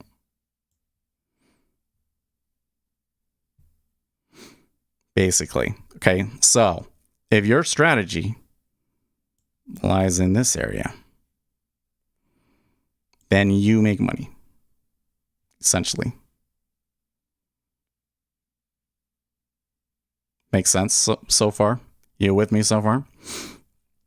So, but what I have found though is that the market, if everything else is random, the market tends to arbitrage out statistical anomalies in particular. Like the market wants to eliminate market inefficiencies, but inefficiencies relating to like absolute win rate and everything are the most simple way of looking at it, right? This is the most simple way of analyzing the expectancy of a strategy. So of course it is going to be arbitraged away, right? So you're not going to get very far away from this line. Like these ones where you have 4 times, you make 4 times what you lose. You know, your winners are 4 times larger than your losers. and you win 80% of the time, these basically are don't exist, right? these are fairy tales, right? Okay. They're always going to bring you back to this line, which is break even, essentially. Okay. So what you're going to find is if you have a strategy where you average into something, for instance, and when you average into something, what you're doing is you're adding risk as it's going against you, right? So then the number of times that you're going to win are going to be really high, but your losers are going to be larger. And in net, you're still going to come out, your expectancy is going to come back to that line right there, right? Makes sense. So averaging into and out of a position as a strategy, as far as I can tell, like for a retail trader, just as in terms of it helping your expectancy, doesn't actually do anything. Over a large enough data set, you should see that if it's random, it will come back to this line. And if you have a really large data set and it doesn't come back to that line, it's above that line, then maybe you've found a real inefficiency. So the one that I'm trading, it's equal risk reward, and it's like 52, which is like right there. That's what mine does, supposedly. My automated strategy, that is, So, yeah, averaging in or averaging out doesn't really change that.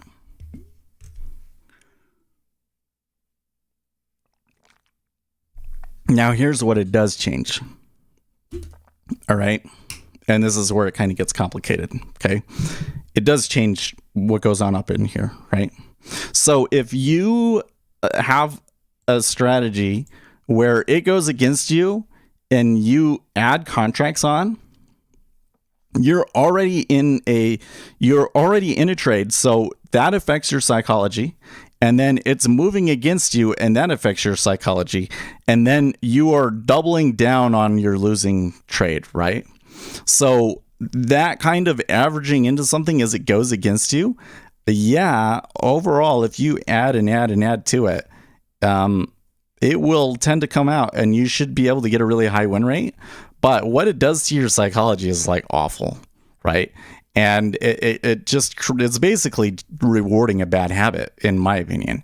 And so the kind of person that adds to their positions like that almost always blows their account at some point. They can't help it. That's just what they're going to be prone to do, is blowing their account, right? Now, compare that to somebody like Ace, because what Ace does is he lets them run, right? He takes a little bit of profits and then he lets them run. Okay, so what he is risking pretty much stays the same. After you've made some winners, you kind of are actually risking less, right? And then he lets it run for a certain amount. They tend to run. And I don't know how he determines when he takes it off, okay? But the psychology of that is very, very different, because first of all, you're in something that's already working, that you already won on, right? And two, you've already taken some profits on it. So like if it comes back, is it a big deal to you? Oh, I've already baked in some profit here. So if it comes all the way back to my other stop, I just stop out at less profit. It's like no big deal. I still win, right? That's like really easy from a psychological perspective to deal with, okay?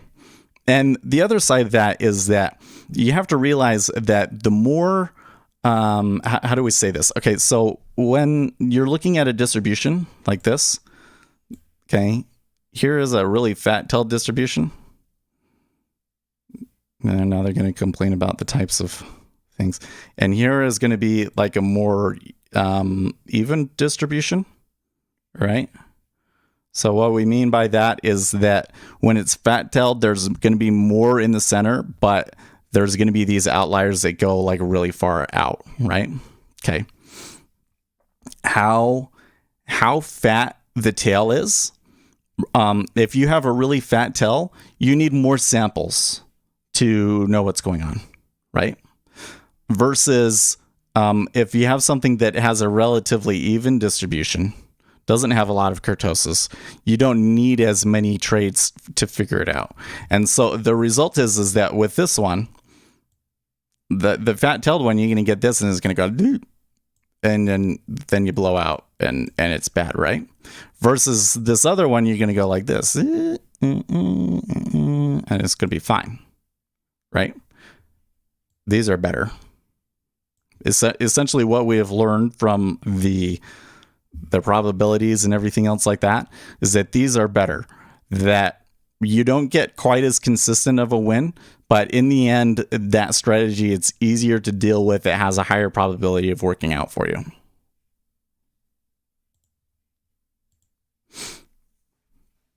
So yeah, be careful about doubling down, basically. Okay, now let's see what Ace and RJ were saying here.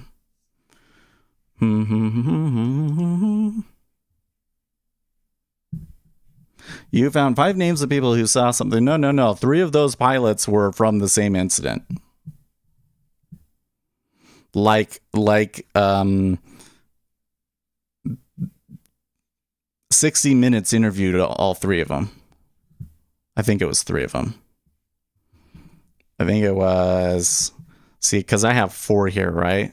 So I think Ryan Graves was a different incident, but I believe that Alex Dietrich, David Fravor, and Chad Underwood were all the same incident. It didn't. Yeah, I have on here in my notes the Nimitz incident, but I didn't list down who was there on the incident and what we specific know about it. I just wrote it down as an incident to like, that's what you would refer back to. Chad Underwood and Alex Dietrich.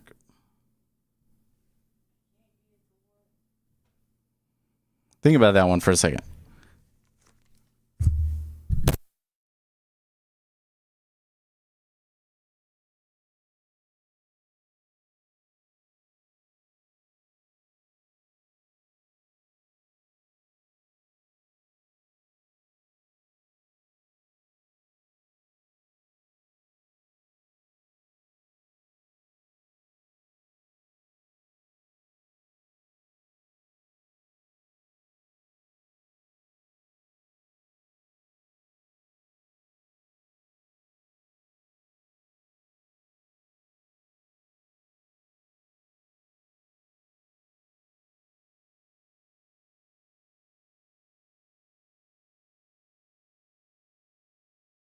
Block cell.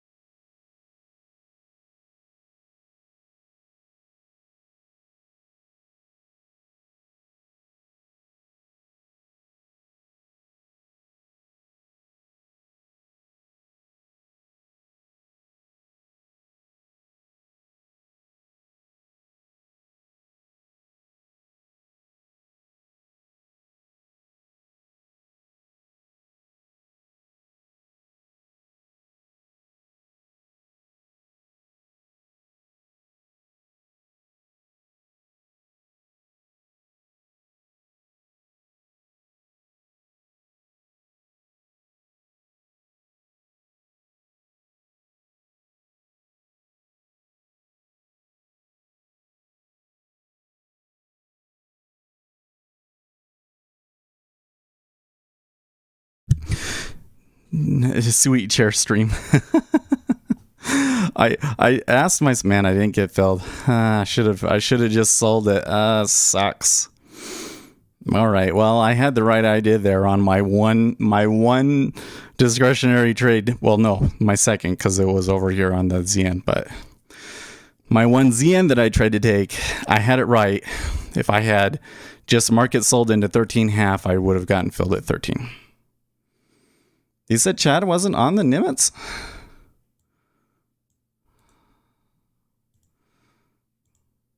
Where did he come from then?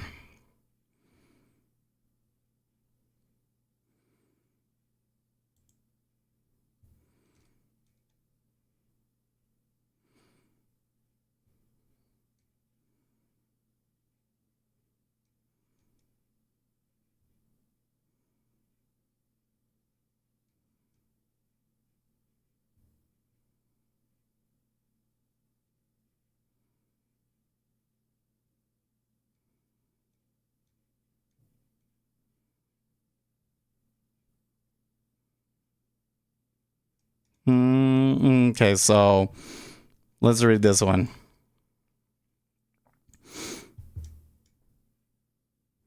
In a military report made public, another crew member with 17 years of experience on similar cruisers would later observe that the objects exhibited ballistic missile characteristics as they zoomed from 60,000 feet to 50 feet above the Pacific Ocean alarmingly without producing sonic booms. All told, radar operators with the Princeton spent about 2 weeks attempting to figure out what the objects were, a process that included having the ship's radar system shut down and recalibrated to make sure that the mysterious radar returns were not false positives or ghost tracks.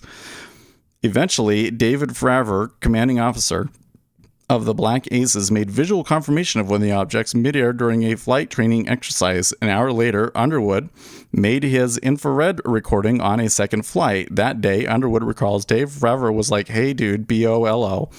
Like, be on the lookout for something weird. I can't remember the exact terms he used. I didn't really think much about it at the time, but once I was able to quiet on the radar and the forward-looking infrared camera, that's kind of where things, I wouldn't say went sideways, but were just different." And then there's the footage.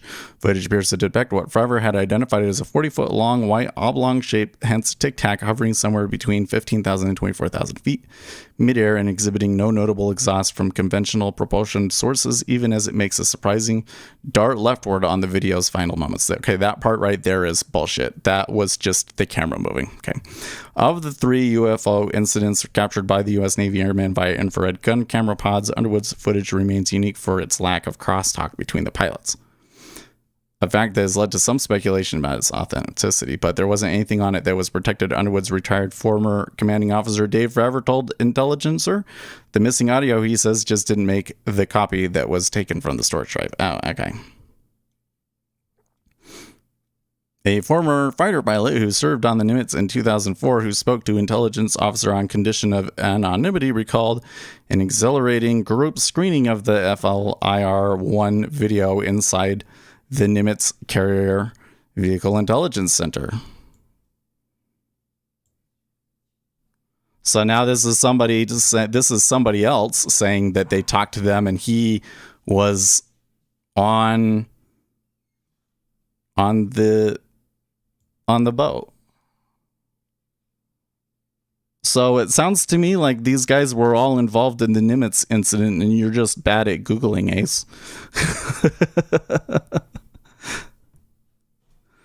Yeah, 2 guys saw something in their radar. No, they saw it on they saw it on the forward-looking infrared camera too, and on multiple radar screens from both the airplanes and apparently from the Nimitz Carrier Vehicle Intelligence Center itself. So they had multiple sensors on it, and they came in and they said, well, we don't know what this is. How about maybe it's something fake or something? How about you turn off your radar and back on and recalibrate it and everything to make sure that it's not some mistake? And they did that, and they were still seeing it. But the object itself is fake 7.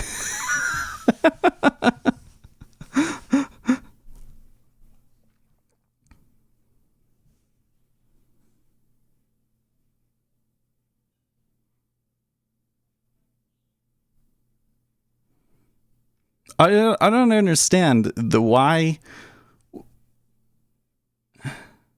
So stupid question. Anyone here have any experience with forward-looking infrared? And I maybe somebody does. I'm gonna bet probably not though.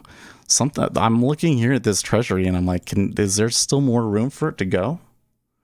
It sure seems like it's lagging.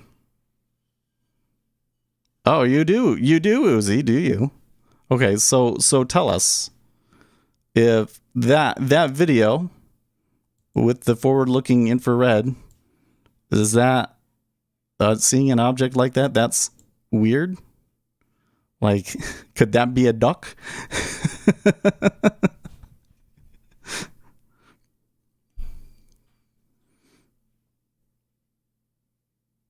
Same with the indexes. Can this keep going, Branson? No, I didn't take 5 different incidents.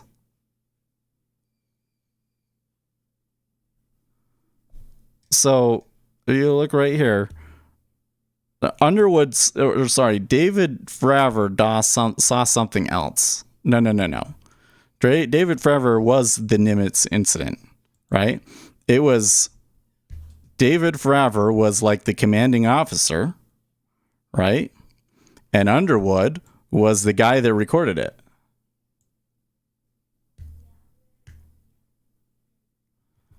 Alex was the Nimitz. Wait a second. He's not even in this one.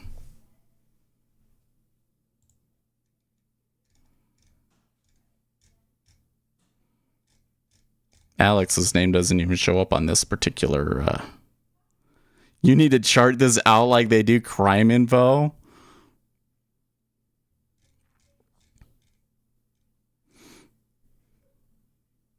I think what you're doing is you're reading one source and you only see one person's name attached to that particular incident, and so you don't. You're not associating them.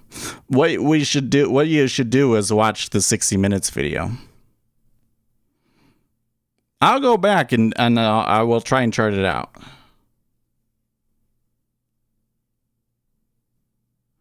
I'm not saying it was aliens, but as someone who's watched a guy this 500 yards away in the woods on an Avenger Air Defense FLIR camera, if it was a bird, it would be obvious.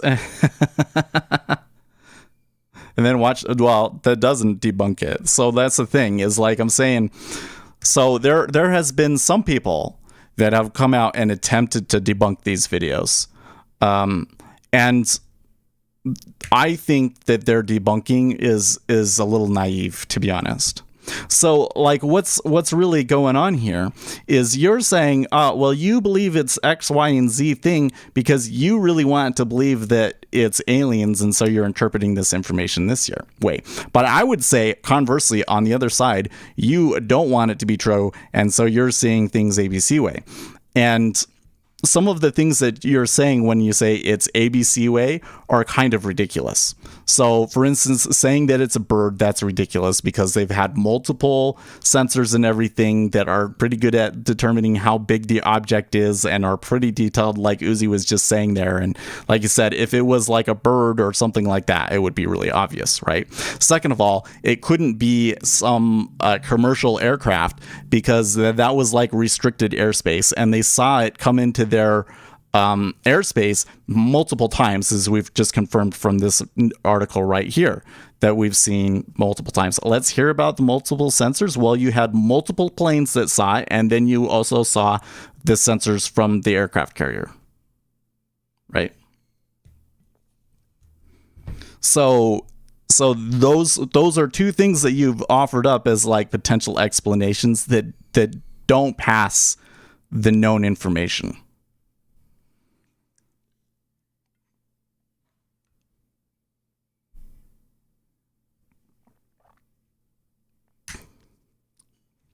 Now, there are some things, and the reason I know this is because I've watched these videos that you're talking about.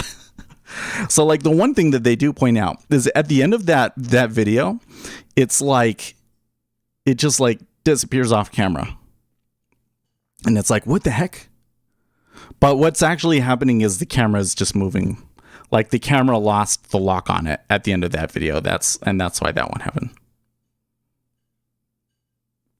When those things are in the FLIR, their shapes are obvious. A plane doesn't look like a blurry dot in FLIR. Oh, really? Oh, now that makes it even more interesting to me. I didn't realize that. Where is that recorded? The sensors from the aircraft carrier? Well, they, right here in the thing, they were saying, look, oh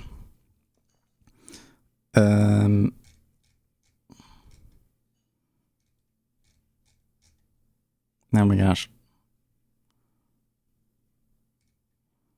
Where they talk about I just read it to you.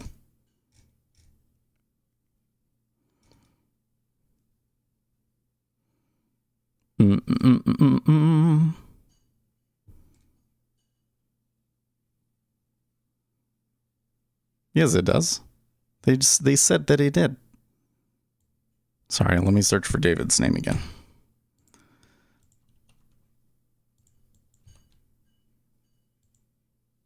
Okay.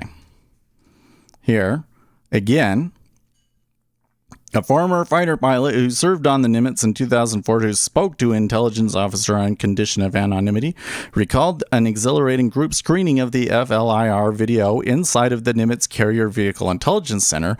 Debriefs were usually pro forma in the CVIC, but this one in particular was so odd, there weren't really a lot of skeptics in the room. Years later, Forever told ABC News that he didn't know what the Tic Tac was, but it was really impressive, really fast, and I would like to fly it.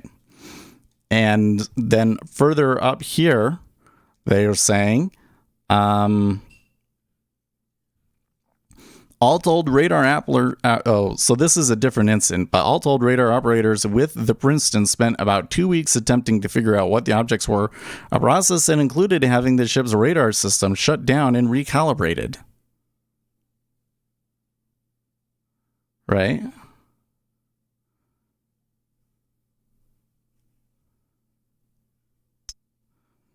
I mean, it's same as you. I won't run to aliens, but if you get an odd-shaped object on the FLIR doing unnatural flight patterns, it's sus AF.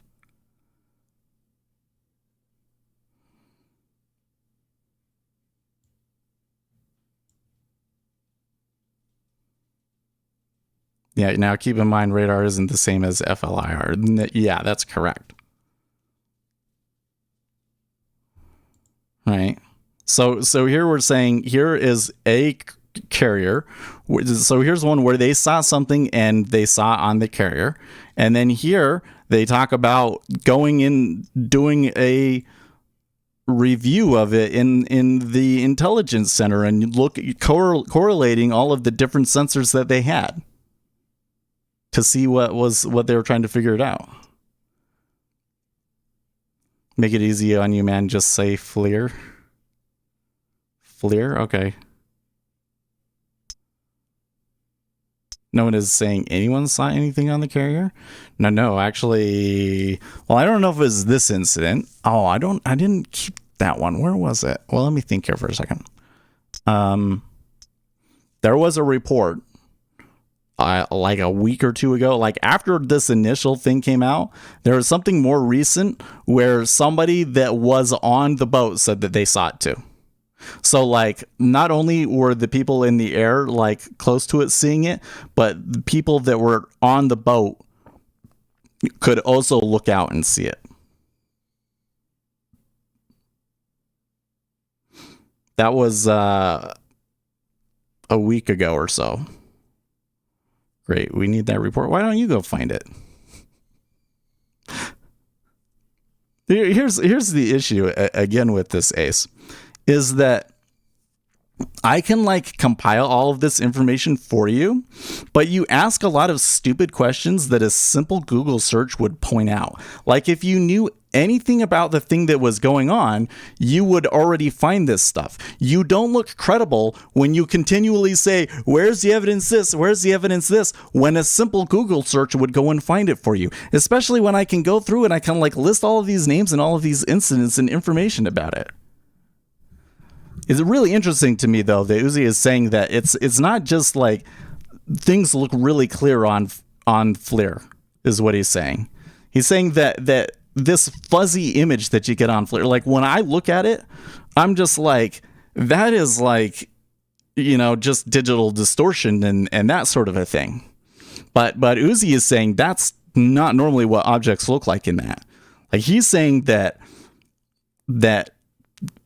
the infrared could be picking up on some sort of distortion that the object creates. Is I think what you're kind of getting at.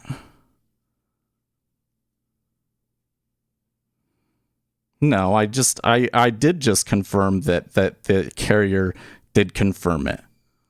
Right? Do I need to read it again?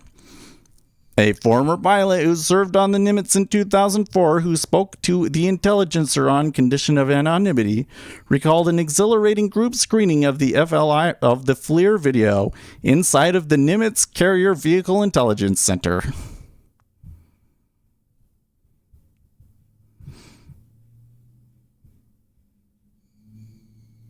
I'm saying the shapes of things are apparent in FLIR. If there's a plane with wings, and I was air defense in military, it's visible, objectively visible in FLIR. There is probably a sensible explanation. I don't know, man. Like, that's the thing, is like, let me tell you why I think this one is so interesting and funny, and like I continue to bring it up when we're arguing with Ace, okay? Over the last year, let's say 2 years, what is always when we're talking about this sort of like popular culture, politics, news discussion, what is the discussion always? What are they always saying? Trust the experts. Isn't that what they've been doing? They say trust the experts. In the UK, the expert thinks that we should keep masks on forever. 40% of people in the UK agree with him. Okay, well, that didn't happen in the United States. There's some other experts that seem to disagree with that. But that's always the thing, is like, trust the experts is what they say. And here we have an incident where the experts are straight up telling us, I don't know what it is, but it concerns me. And everybody just still tries to dismiss it as like it's nothing. because it's aliens, they immediately go, oh, well, this is conspiracy theory stuff. No, guys, experts, all of these names that I'm giving you, I'll try and go and map out which specific incidents they're all coming from, okay? But and correlate them in the report if we want, okay? But there are people that are experts in this that are saying there's an unidentified aerial phenomenon. We've investigated it quite a bit. We've tried to figure out what it is, and we can't figure out what it is, and we consider it to be a national security risk. That's what they've specifically said. So why is it that you cannot admit the information that experts are sharing with us on this?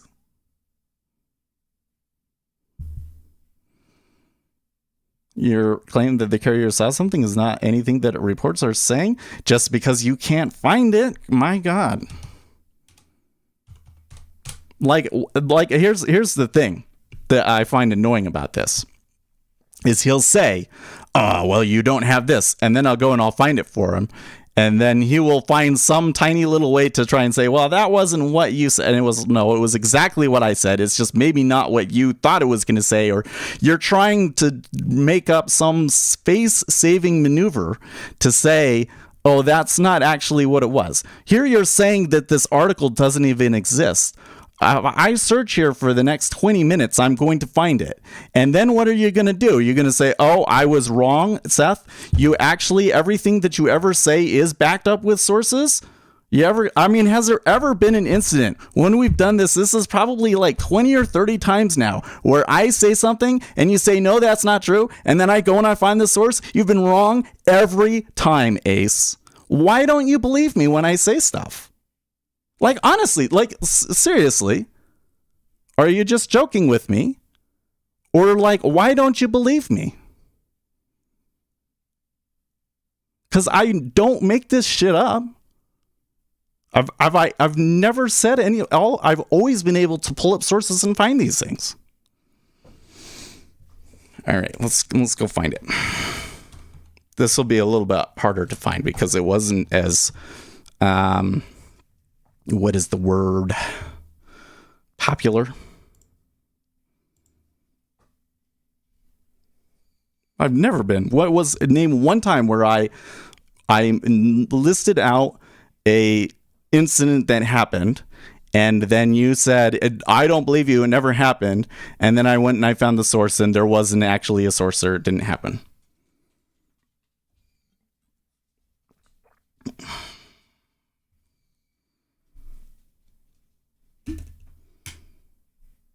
Bots. He's like, wow.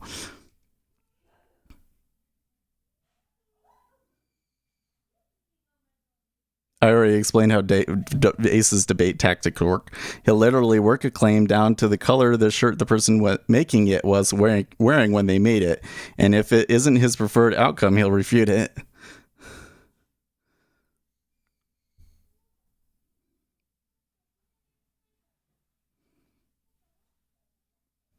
Oh, okay. So Ace, the one where you say find where the radar and ET operators from the Nimitz confirmed anything that their aviators said they were seeing was on their screens. Like the reason I know, well, okay. So there's three things where I'm saying, like, one is that I know that the operators on the boat like reviewed this incident. Two, Elizondo said that these were incidents where they had more than one. Okay, let's look at it from, well, I'm getting distracted actually.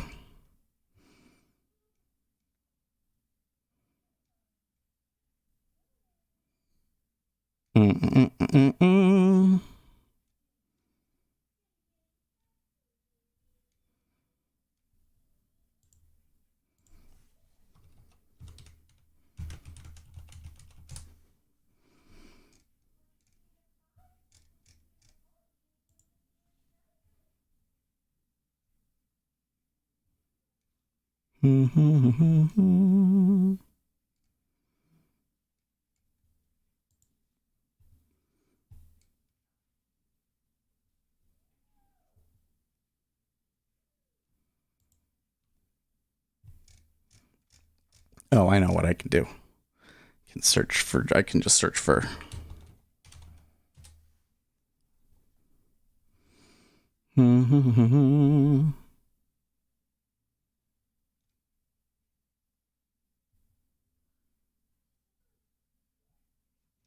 No, what's this?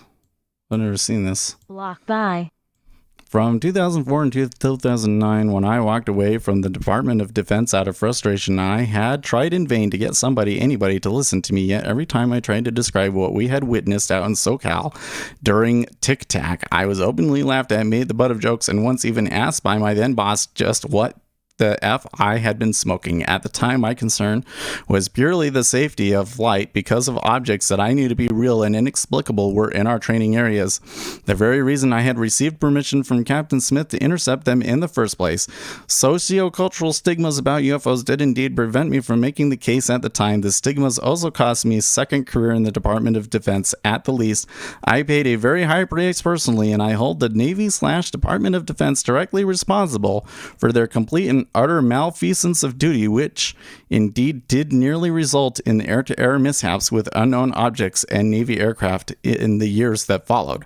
I also hold the Navy and Department of Defense directly responsible for what I and others went through as a result of trying to uphold our own duty and simply do the job the American people paid and expected us to do.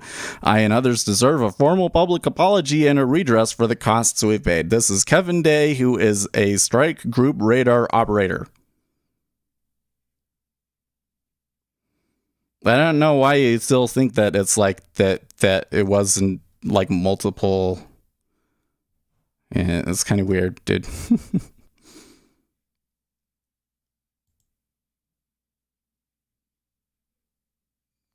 Bot says, the thing I find interesting is the reports of sightings always seem to come from Navy pilots, never Air Force or Army pilot. Actually, Ace, bots, you're picking up on something that is real.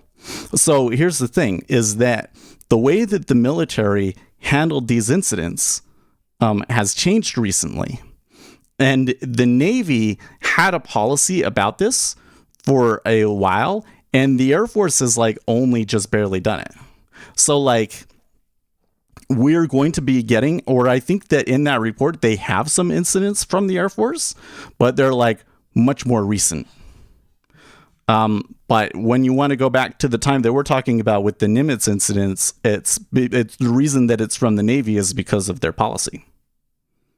That's why that one.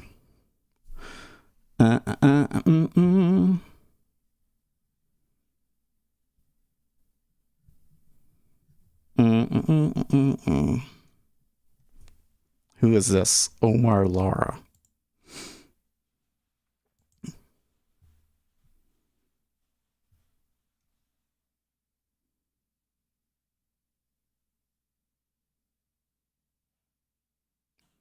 Okay, so here is somebody named Omar Lara.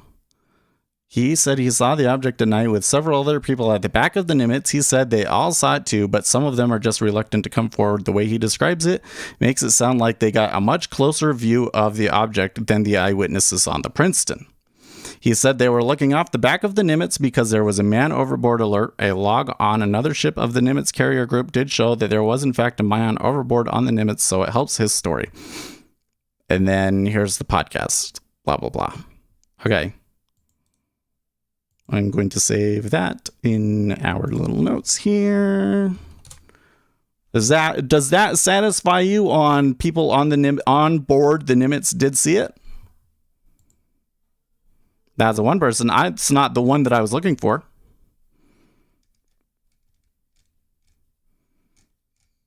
I'm going to put it down here in the Nimitz incident.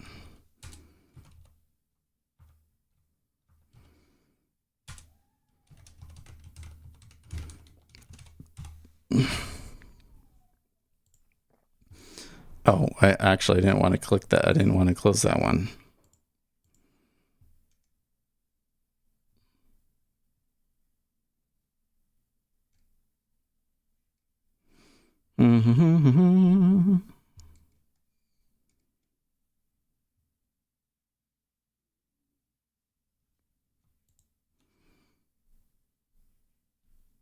Every damn day is getting up on Ace. It's just this one. It's this particular issue. No.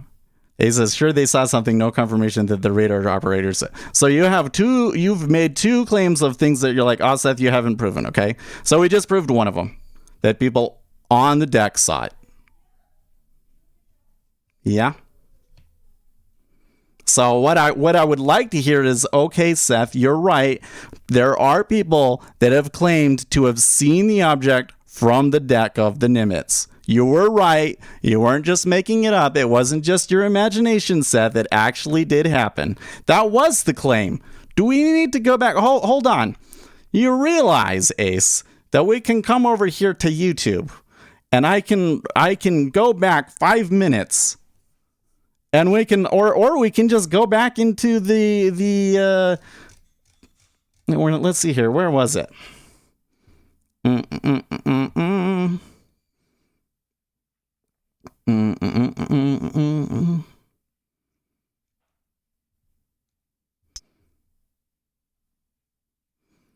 Ace. There it is right there. Wait, what time was it at? Okay. Ace, at 8:45 a.m. I have not seen anything that confirms that both the boats and the aviators saw the same thing on their screen. That was one thing that you said. And then earlier here, where was it? I can just search for it this way. Carrier. Ace at 8:30 a.m. That doesn't mean that the carrier saw anything. No, that's not the one either. No one is saying anyone saw anything on the carrier. That's the one. 832. No one is saying anyone saw anything on the carrier. Huh? Okay, Ace, you said no one is saying anyone saw anything on the carrier.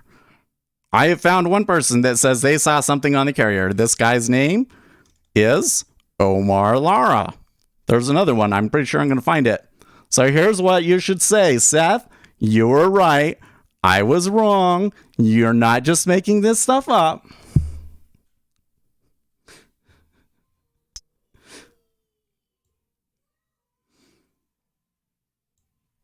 You were talking about the radar? Okay, well, but did you just miss that other thing that we saw? Hold on, where was it? Right here.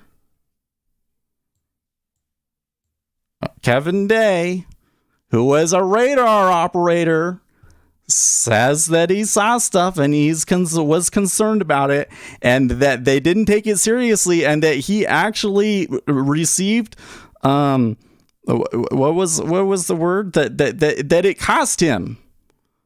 It cost him a second career at the Department of Defense. That was a radar operator saying that he saw something. Is that not? How is that not disprove your claim?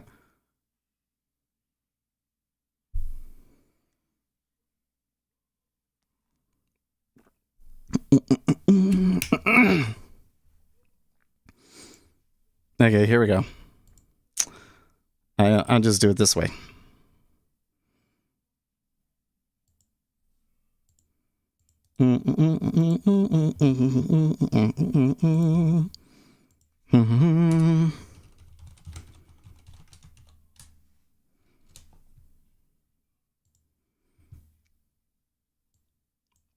Let's see here. Let's read. During a period of approximately the 10th to 16th of November of 2004, the Nimitz Carrier Strike Group was operating off the western coast of the United States in preparation for their deployment to the Arabian Sea. Princeton, on several occasions, detected multiple anomalous aerial vehicles operating in the vicinity of the CSG. The AAVs would descend very rapidly from approximately 60,000 feet down to approximately 50,000 feet in a matter of seconds. They would hover or stay stationary on the radar for a short time and depart at high velocities and turn rates. On the 14th of November, again after detecting the AAV, the USS Princeton took the opportunity of having a flight of two FA-18s returning from training mission to investigate. The USS Princeton took over control of the FA-18s from the E-2C airborne early warning aircraft and vectored in the FA-18s for intercept, leading to visual contact approximately 1 mile away from the AAV, which was reported to be an elongated egg or a tic-tac shape with a discernible midline horizontal axis.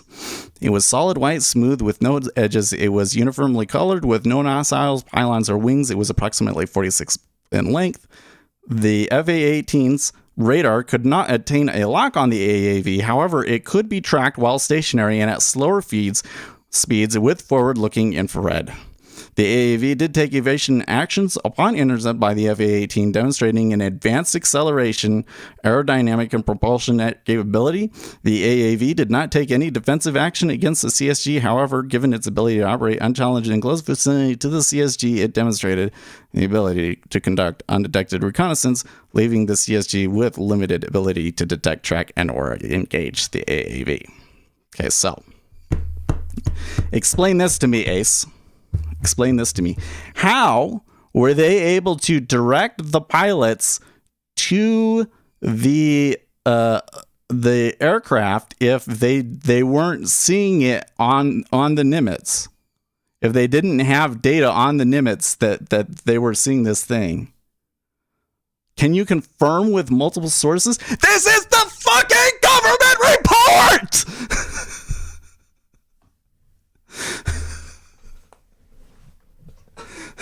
Are you kidding me, dude? Do you realize what we're just reading? That's the government report. Oh my god. Oh jeez. I'm sorry, Ace, but I when you say that, and I'm not saying this to be mean to you, or because maybe you're just joking around with me, but that is one of the most tone deaf, clueless, like I am not really looking at the information sort of comment I have literally ever seen on the internet. I'm literally here. Look, here's the report. I'm reading the official government report on here. And then you're like, oh, okay. Can somebody else confirm that? Are you kidding me, dude? Like, how is any of what I just read there even like up for debate? This literally the government report, dude. And I'm not saying it to be rude to you. I'm saying it because you are clearly not aware, and you should be. And I really think that you should take a look back on that one, because even if you're joking around and this is all just for fun, like that says something about your thought process and everything that is a little concerning. Like seriously, because I don't think you're paying attention here. Maybe am I just like saying things too fast and not putting in enough details about what I'm thinking? Because I don't understand how the response to that could possibly be, did anybody else see it? Read it again. Look for where the ship saw the same thing as the pilot. Well, it looks like that the ship is reading telemetry data from the planes. So let's see here. Detection. The USS Princeton was part of the Nimitz carrier. Whoa. What are we just discovering here, my friends? The Princeton is one of the boats inside of the Nimitz carrier group. So all of those ones that you were reading where they were saying it was the Princeton, it is the same incident. Okay. The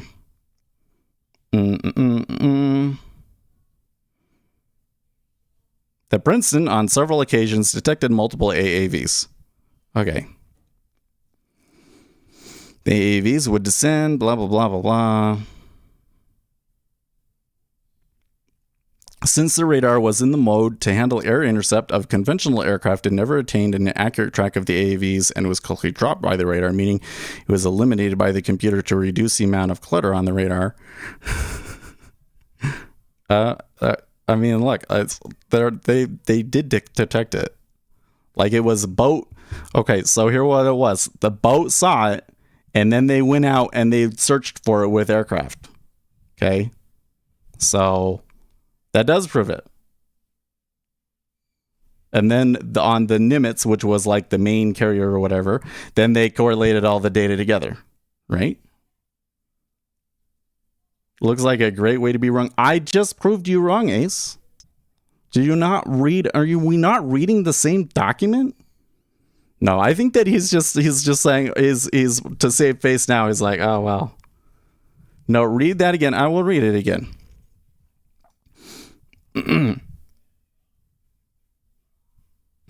Which part did we stop? Or did we start at? The USS Princeton was part of the Nimitz carrier battle group during a period of approximately the 10th through 16th November 2004 when completing tailored ships training availability and preparation for their deployments. The carrier group, prior to deployment, the Princeton on several occasions detected multiple AAVs operating in and around the vicinity of the location shown. So, I will happily eat crow. Eat crow. There it is. There's the boat. Look and seeing it. The Princeton, on several occasions, detected multiple AAVs. And then what they did was they directed the aircraft to where it was, and then they had visual confirmation of it. And they saw it on the FLIR. So, you're wrong. Sorry. I gotta go. I will see you guys tomorrow. Meanwhile, stay profitable, friends.